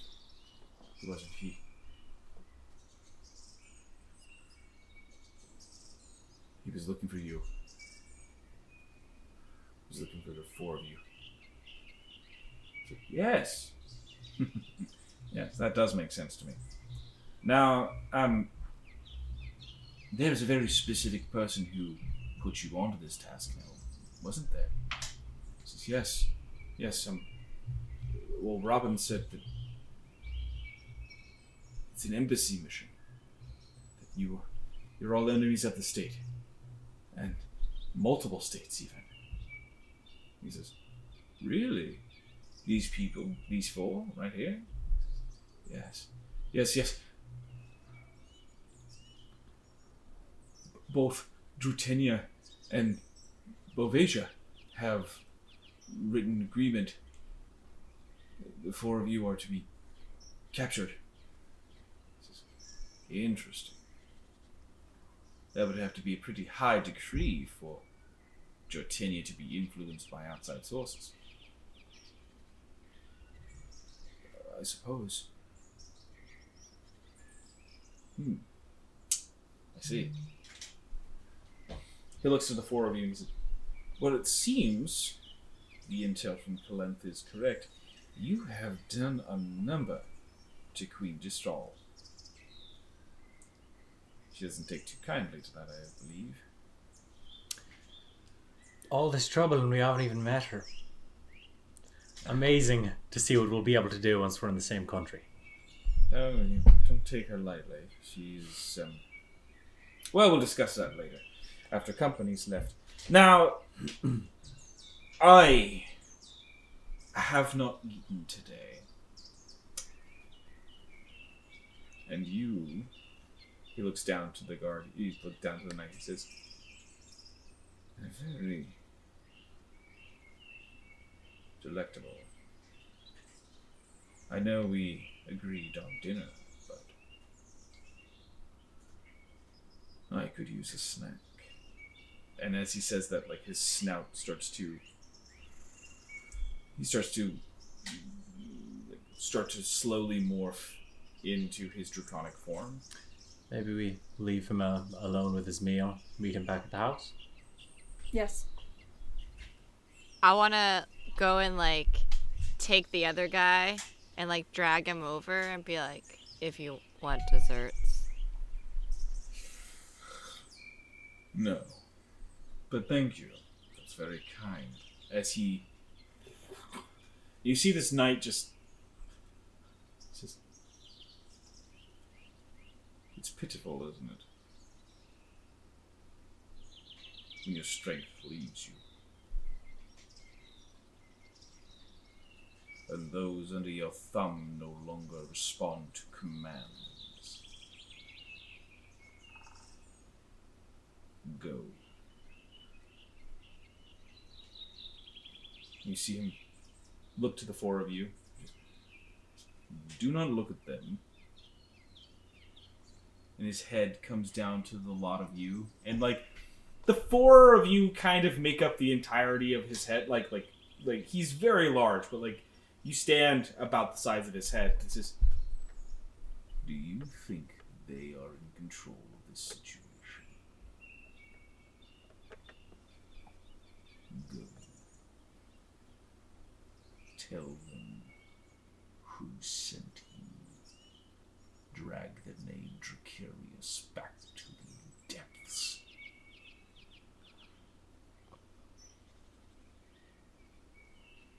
He pulls his neck back.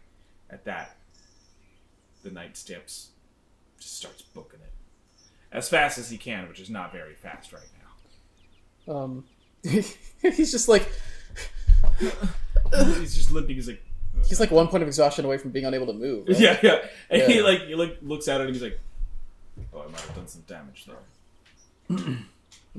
Nothing as bad as what they've done. They, I have two things I want to do. Is there anything like on their armor or on like their stuff that marks them as Knights of the Sapphire Heart? Yeah, the tabards, and there's also the symbol. You think we should take all 4 of those? Conveniently, 4 of them? So I was just gonna scratch the Knights of the Sapphire Heart symbol out of it. Oh, that's also fair. By being spiteful. Also, I just want to search Robin. Yeah. Does he still got that sword with the Tempest symbol on it? Mm-hmm. I'll grab that for sure. On his person, you find a couple of things that are of interest. You don't find the sack of 5,000 gold. Again, they had a carriage, they had horses. You imagine that. So somebody other than them is taking the money. Or you imagine that with they, their carriage. Or the carriage is they left drop somewhere. that carriage somewhere for the ability to kind of like move silently or whatever. Yeah. But you reason it would have to be nearby to still follow you. Right. But you find on his person, you find 300 gold, and you find a couple of gems, just like a few of them, just not really sizable enough to be of super note. But you do find 2 rings, and you also find a parchment, like sort of it's already like opened in one of his pouches. It's got a seal, and you would recognize this as the royal seal of like the Dratenian noble houses. Like it's a general crest, not like any specific family. It's just cat. Knock it off. Cat. It's just what it is. Sorry, man.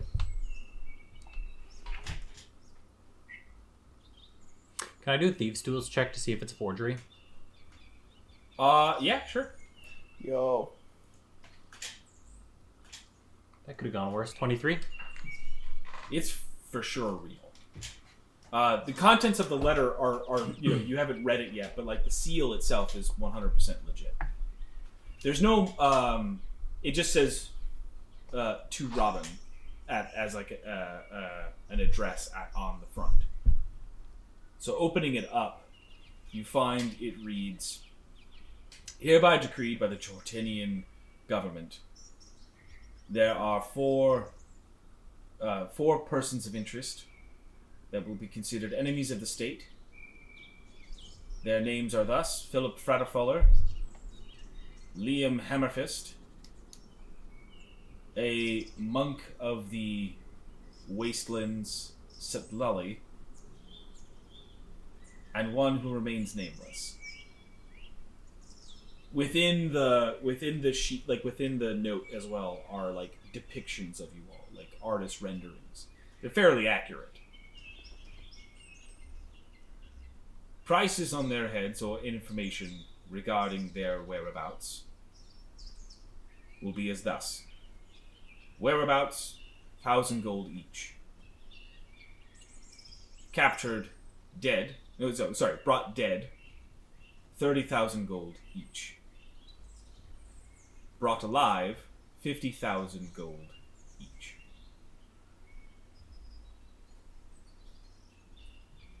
Understand, harboring fugitives is against Jotinian law.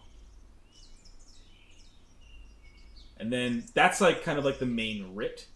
Then there's an extra note that says, Robin, I understand that you have potentially run into these people before. I don't know why I'm doing an accent. It says, it's written that way. I don't know. It's written that way. It's written in an accent. He says, it says, heard your story from Harrow. Know the name Frater Fuller. Go along the route. We went there about a decade ago. We made those rounds around the same time that we talked to Quill. Yep. Press the gnome for information. We'll check on Harrow. And it's signed Runic.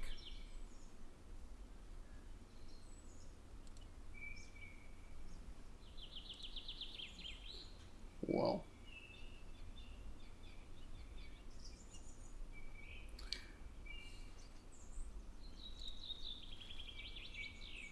I gotta get to the mirror. Yeah. I'll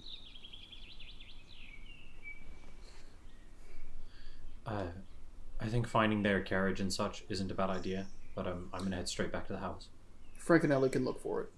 They've got time. They've got people. Yeah, just simply send them word, I would imagine.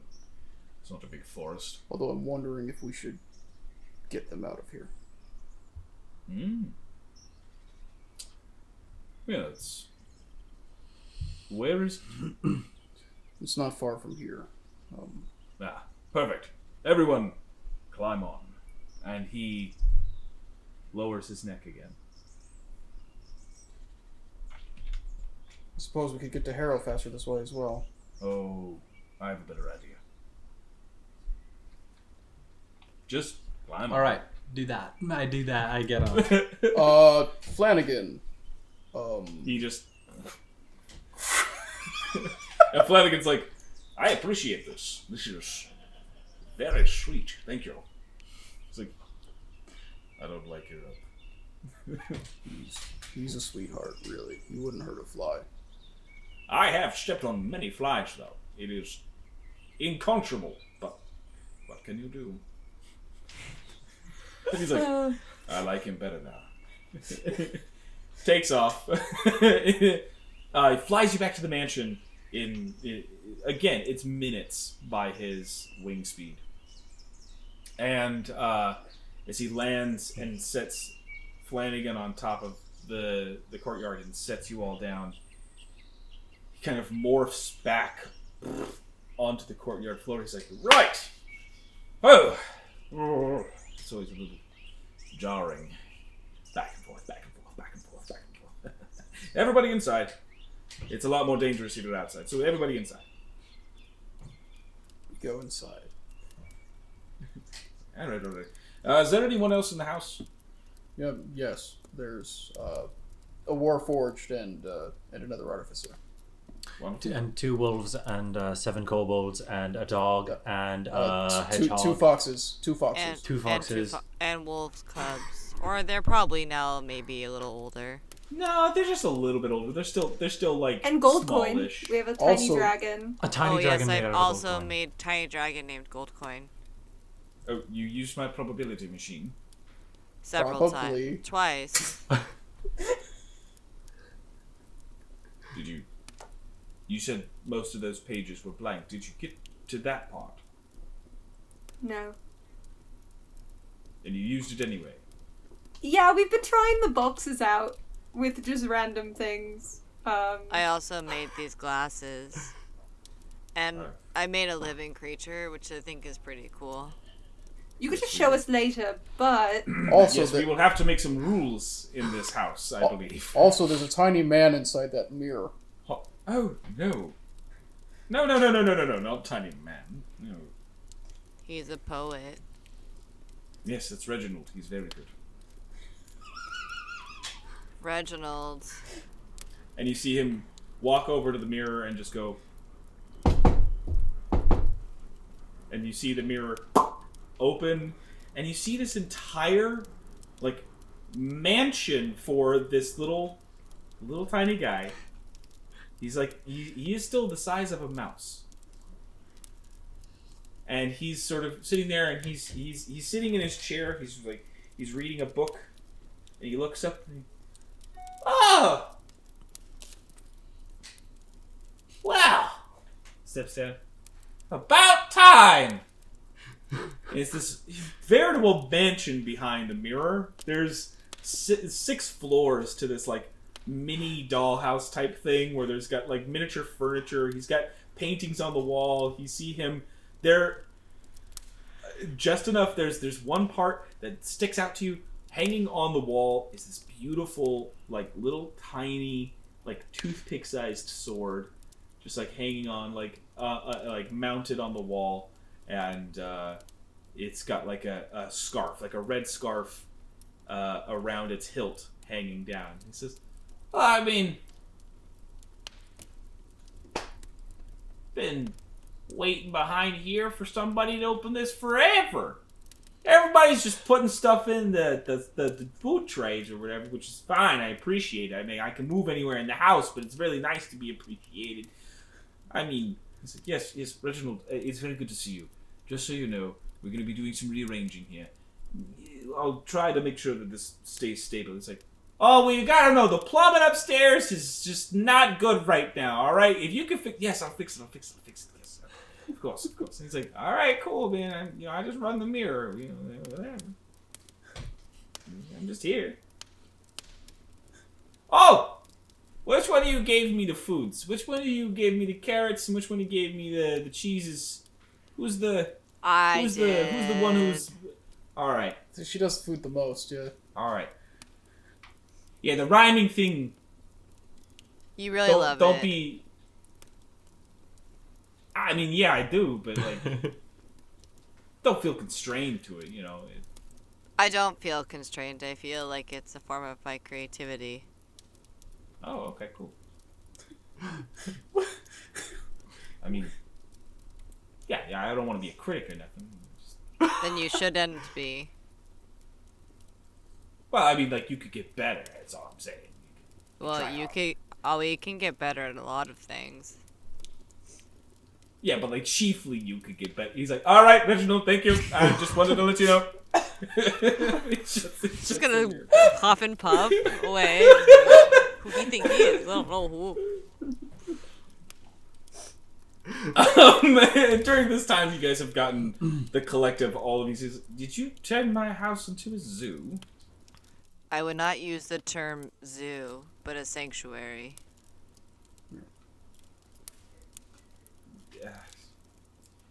As long as you eat them. You may not do that, please. Jokes, everyone, jokes. They're a thing that happen.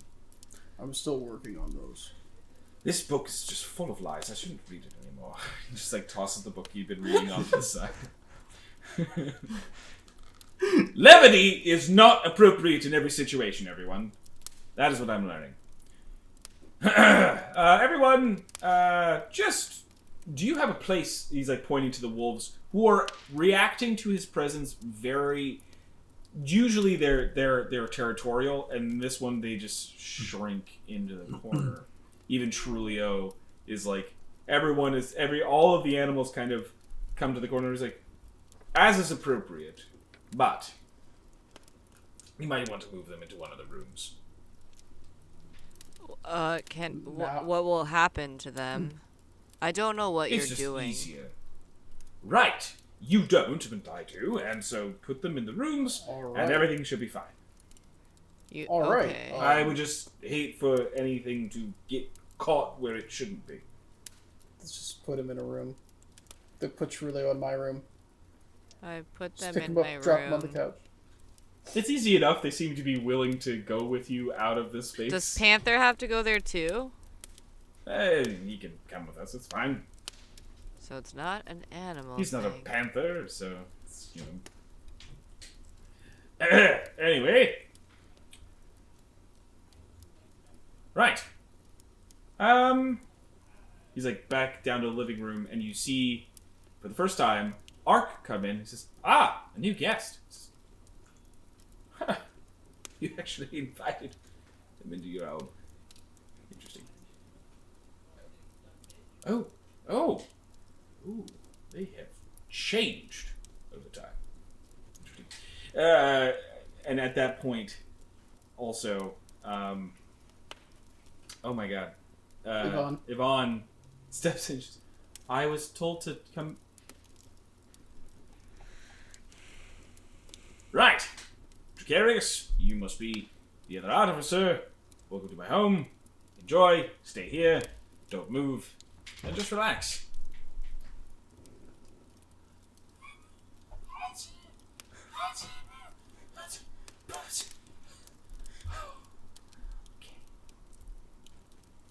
And she just kind of sits down. And... Oh. You guys are weird. Yeah. How does this happen to you? It's like, don't worry. I'm only impressive 90% of the time. Alright. Just don't move for the next 10 minutes. And... I can do that. Alright. And he steps over to the rug. And he goes, just a moment. Then he goes down to the basement. A few minutes go by. After about 3, you feel the whole house shudder and shake. It's not like when it's moving. It's trembling. And like semi-rotating. The floor around you is vibrating and shifting and turning. And then all of a sudden it elongates, like the wood's creaking and pulling on itself. Every part of the house is shifting and moving. The ceiling starts to lower. You start to feel like you're getting compressed. The air around you is heavy. The gravity of the room is pushing you down. And you're feeling like you're in the middle of a magnet. Until after about 3 minutes of that, it starts to expand back out. This living room area hasn't changed. Stairs still lead up. And all of a sudden, you see him like sweating a little bit. He's like, oh, right. I mean, I made this. Oh, never thought it would be that hard. But I never do, which is the problem. I immediately go run and try to see how my animals are doing. All those rooms have now been laid out more evenly, and there are still enough rooms for all of you, but they have seemingly like expanded by about 10 feet. The living room has now procured a few more couches, and it's just like this. That little meeting area is better. You look, all the animals are safe. They're all there. I go back down. So, you made the house bigger? Oh, more than that. Come with me. Come with me. And as you leave the main, you see the hallways now are also completely different. The foyer still has that lattice design of the planes, but the entire roof is now a completely different mosaic. Right? It is now these constellations and these other things that have more current iterations, and all the hallways now actually no longer have the artwork. They are now full of images of your past, your guys' endeavors, and moments of triumph. So you start to see all the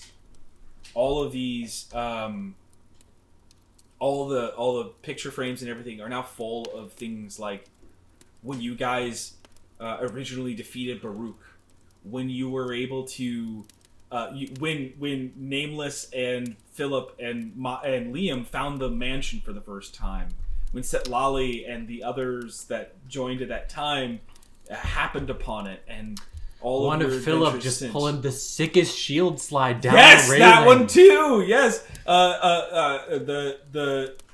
there's like a tapestry of Liam of you and your eye, like it shining out brightly, and there's also a moment of there's like this deep crimson fire tornado around you, Nameless, as you're all standing in the mare of I'm forgetting the Felrin. name. Felrin. Yeah, Felrin in his mansion, and it's as Arwen escapes. All these things, all these past memories have now filled the frameworks of the pictures on the walls in the hallway. You also notice, Liam, as you walk to the foyer, as he's like, as Dacarius is leading you to the foyer, you feel like the house is moving though. Like you feel like that it's been put into motion. And as you look down, you see that the Smitty has actually grown inside as well. Basically, where those cells and jail cells have been, he's expanded it out, and he's giving you this like breadth of room. And on the Tinker side as well, there's like this like extra thing. Why is the camera just fucking around right now? It's so weird. And he steps to the foyer. He says, "Now there's a lot of changes here in terms of allocation of space. It used to be for a very different crowd, so they had specific needs. I imagine this is going to be a little bit more to your liking." I'm a fan. Good.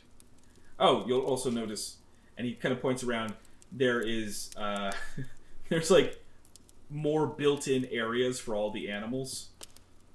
I do like that. Thank you.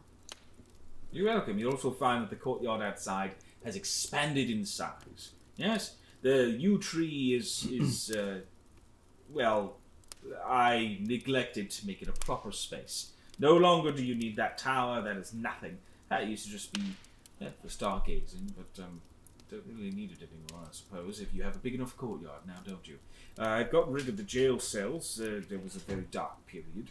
But don't worry, it's now filled with more reasonable space and rooms and things of your nature. I have updated some of your library from my own collection, and I left the vault for a reason, just to keep it, just in case.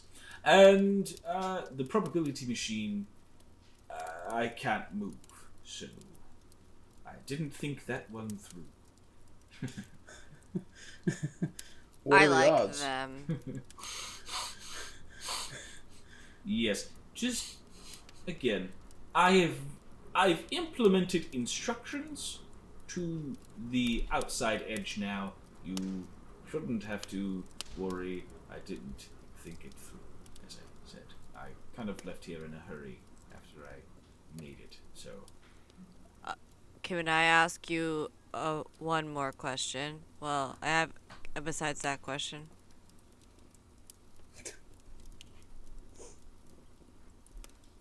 Why, I were you in the vault? Yes. Who put you there? Myself. It's a very Um, safe place in there. It has some protections. Some of the other parts of this does have protection. So then why were you scratching to get out? It didn't have the protection that I thought it did at the time. I guess my question is, what did you need protecting from? Is it something in the house? No, not in the house. No. But there's a reason I'm here. I'm no longer afraid. So.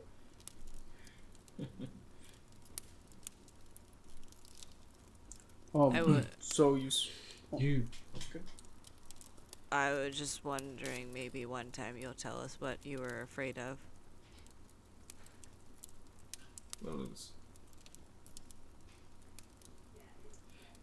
So. There are things out there that are more terrifying than mind flayers or spellcasters or in some ways even dragons. There is a consciousness in the world, and you've touched part of it. Yes? You have. Yeah. It's in you. All of you. All four of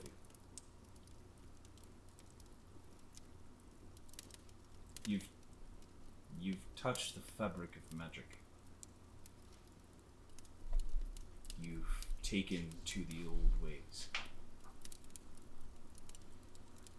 That leaves a very specific scent. One that is hard to mask.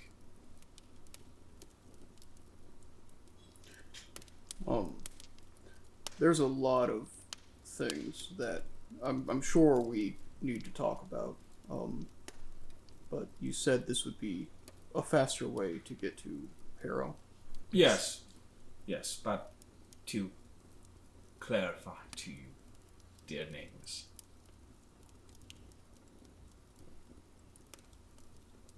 I was afraid of the egregore.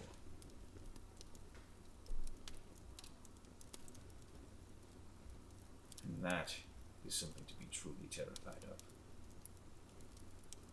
It follows that scent. It knows yours. So, there is some expediency required. I have hidden for a long time among my people, and once Kalenth alerted me of certain truths,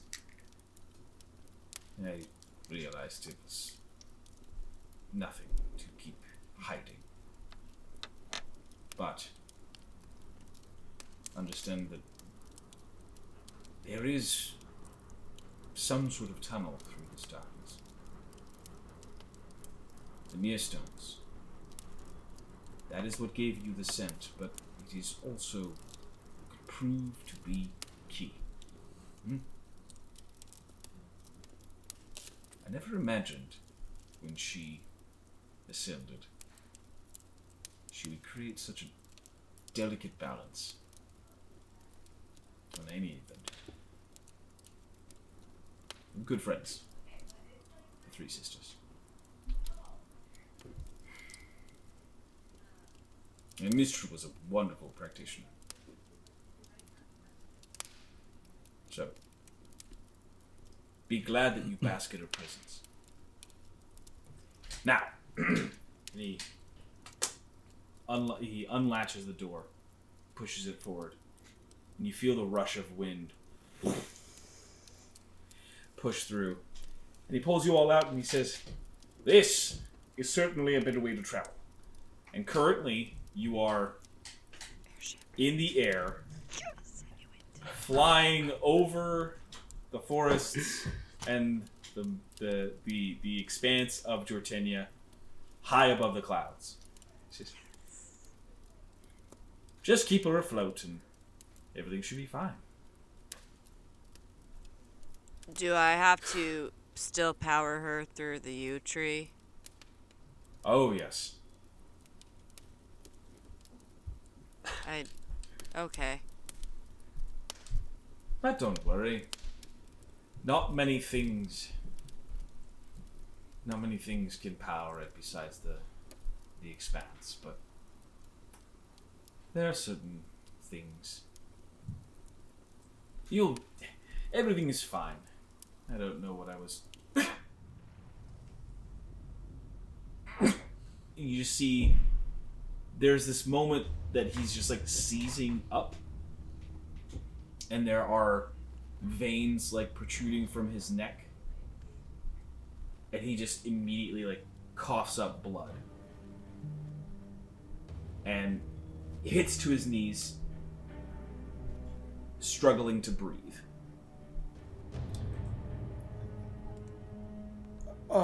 He's just continuing to choke as he's coughing up. I'm gonna go to the mirror and attempt to contact Kalen. Mm-hmm. As you run to the mirror, Liam, and you dial up Clem, you see he kind of answers like, "Hello, I'm a little preoccupied." Dracarius is dying in the foyer right now. What? Dracarius is here. He changed the house, and he's coughing up blood in the middle of the foyer. Damn it. Where are you? We're above a forest in Jortenia. Is this Jortenia? Yeah, Jortenia. South Jortenia, heading towards Harrow. Vaguely. Are any of you outside? I can run outside. You guys went to the courtyard to see the outside. Yeah, You they're didn't run back in. everyone but me is outside currently on the courtyard. All right. It'll take me a minute. He starts to.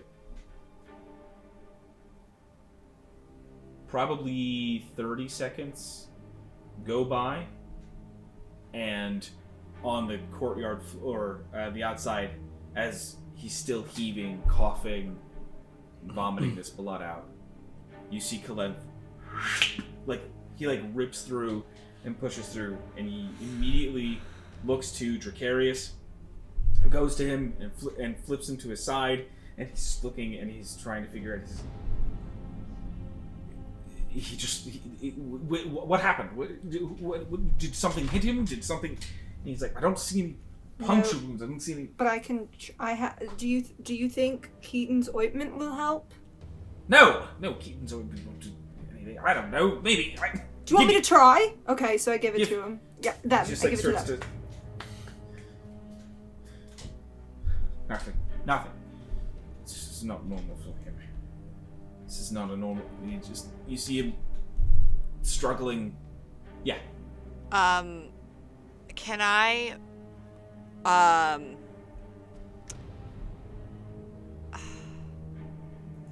don't know if I have enough time to do this. Like, try to run to the expanse, and like, essentially like power up instead of giving the power to the tree, give it to him.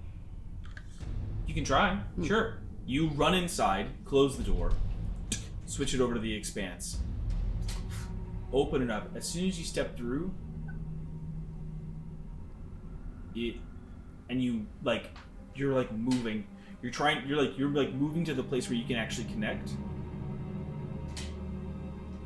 You're running, and you're not reaching the starry sky. You're running much farther. You're running much farther than you normally would have to. And that's when you see the eyes again. 2 eyes. Like you saw the last time. Liam. I'm gonna use the vizier. Sure. Give me half a second, because I just want, for nameless, I just want to get one reaction, and then I'm going to come back to that. So basically, you know the light thing that I talked about before right before you guys saw Dracarius for the first time? You're seeing that now again, a presence, and it feels heavy darkness, but it doesn't feel like magic darkness necessarily. It is supernatural. It is otherworldly. It is madness personified. It is malignant, and your heart immediately, like, if you want to talk about like animalistic terror, you are getting the strongest flight of your life. I would probably run away from it. Back to them. Run. Yeah. You're trying to make your way back to the door. And as you turn around and you run, it's an expanse of darkness. Oh no. Give me just 1 second. I'm not forgetting you, by the way. So Liam, as you're outside, the door is still closed behind you. You all know that she went to the expanse, just to let you know. But you also know that currently the door cannot be opened because it's still open on the other side. Okay? Unless I imagined you went through the expanse and you were just running. I wasn't imagining you closing the door behind you. Yeah, probably not. Okay. The heightened state of all of this. So, Liam, you call upon the card, the vizier. You need an answer. Not only do you need an answer about how to fix this problem. So not only do you need to know the answer to this problem, you need to know how to apply it. As you focus, time stops. Full. It's a gray expanse around you. Everything is in this monochromatic scale.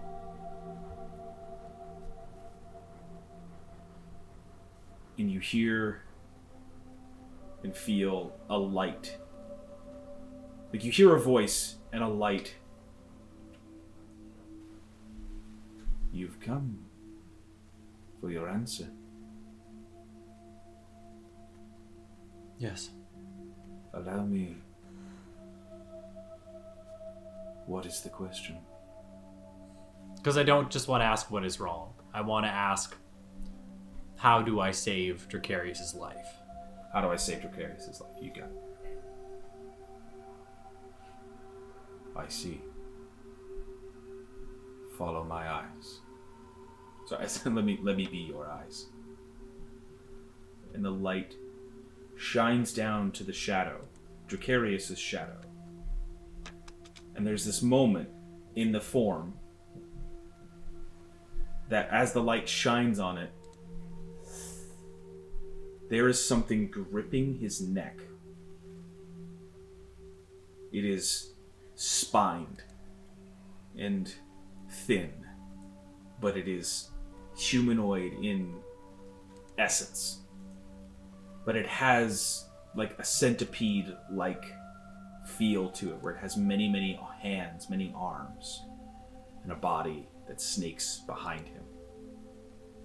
Not only crushing his neck, but attempting to basically squish. It seems like it's trying to constrict him. It says, your problem lies in the shadow, in the egregore. Your solution: to save this man's life. It gives you the knowledge of what the egregore is. It is a psychic foe. It is a group consciousness. It is a thing that exists beyond material and outer planes. It is a thing that is in the cracks of existence. This thing can only exist through the group consciousness of multitudes of people. It's a boogeyman, in essence. This comes This one specifically comes from a very specific source. It comes from an ancient power, a godlike power, separated into many forms. 10 different forms. 10 stones. Through the power of these stones, this thing exists. It is drawn to the scent. You must eliminate the scent. Currently, if you want to stop it in this exact moment, you're going to need a very powerful spell. Something that could reshape reality. You need something like that to be able to stop this. The light comes back to your face and says, "Do you have your answer?" Yeah. Someone must help you reshape reality. And the rush of air comes back to you, and you're back in your moment. And you hear this choking, and you hear this. So I should have asked that in advance. It's fine. It's the egregore. Oh, what would you? I'm gonna say that to Clent. It's the egregore. We need the ability to reshape reality to push it back. That's all I know. You have your box. I'm gonna go talk to the stone. My box has very specific limitations. I'm going to. See if you can do anything. I'm going to the stone. I'm going. You try. You go to the door. You can't open the door. Nameless is still currently in the expanse. All right. I'm going to mentally just call for assistance from Arwen and cast a wish spell. What do you wish? ROI. Very firm, sort of like strong hand presence to you. I wish for Dracarius to be saved from the egregore. I wish for whatever must change for the egregore to be gone.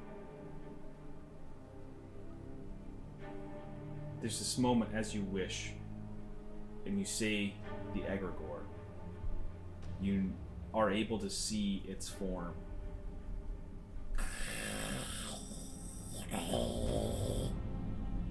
It's like the tearing on, like VCR. Mm-hmm. That's what you see. You see this static line. And then it's gone. And Dracarius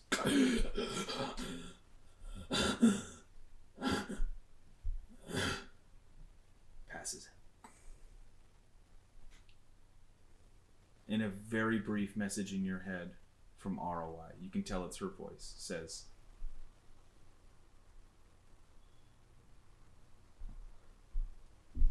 "Careful as you pull on these threads."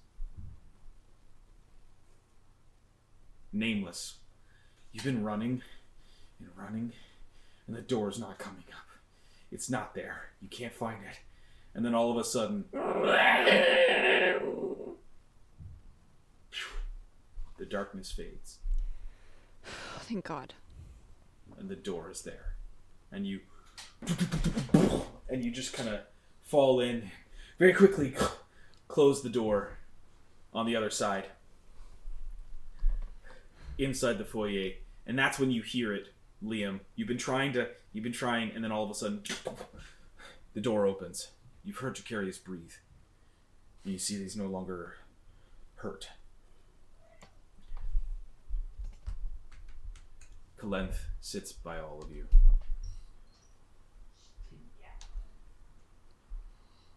What? What is this? We don't know. I was hoping you would. I have some theories. He kept parts of those things to himself. I know the name. He said the name. I'm wondering if that might... That combined with what he just did to the house, if that might have summoned it. Extravagant use of a mere stone. It seems seems that it might... It seems to be a monster created out of the collective consciousness of the mere stones themselves.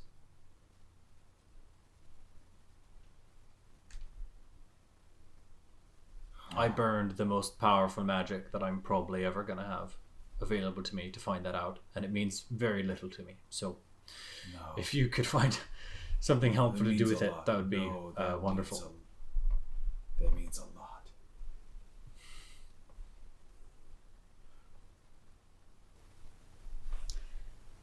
It means many things, many things falling into place, coming into fruition.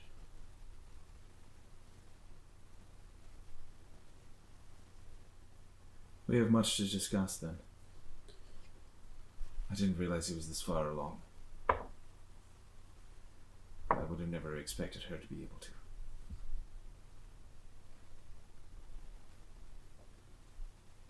The Queen, she is in possession of something.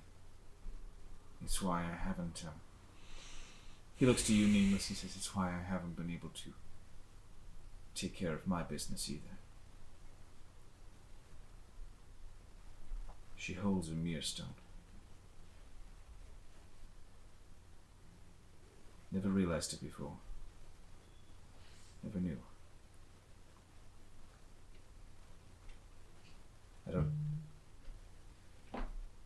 We need to talk more. But first we must get him to a bed. Get him in the house. Get him safe. He picks him up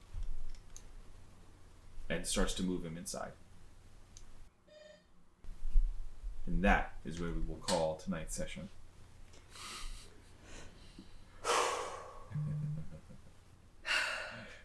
Thank you, everyone, for joining us tonight. We are getting into the stuff that I have been so excited for. Cosmic horror. Nope, nobody has anything? Nobody wants to... You, all right. You almost pulled a series of unfortunate events on us. Straight up. Oh, the kids, they go to a new house. It's nice. There's the nice dad. Maybe things will look up. Dead. Like, come on. I will tell you about it later. Good night, everyone.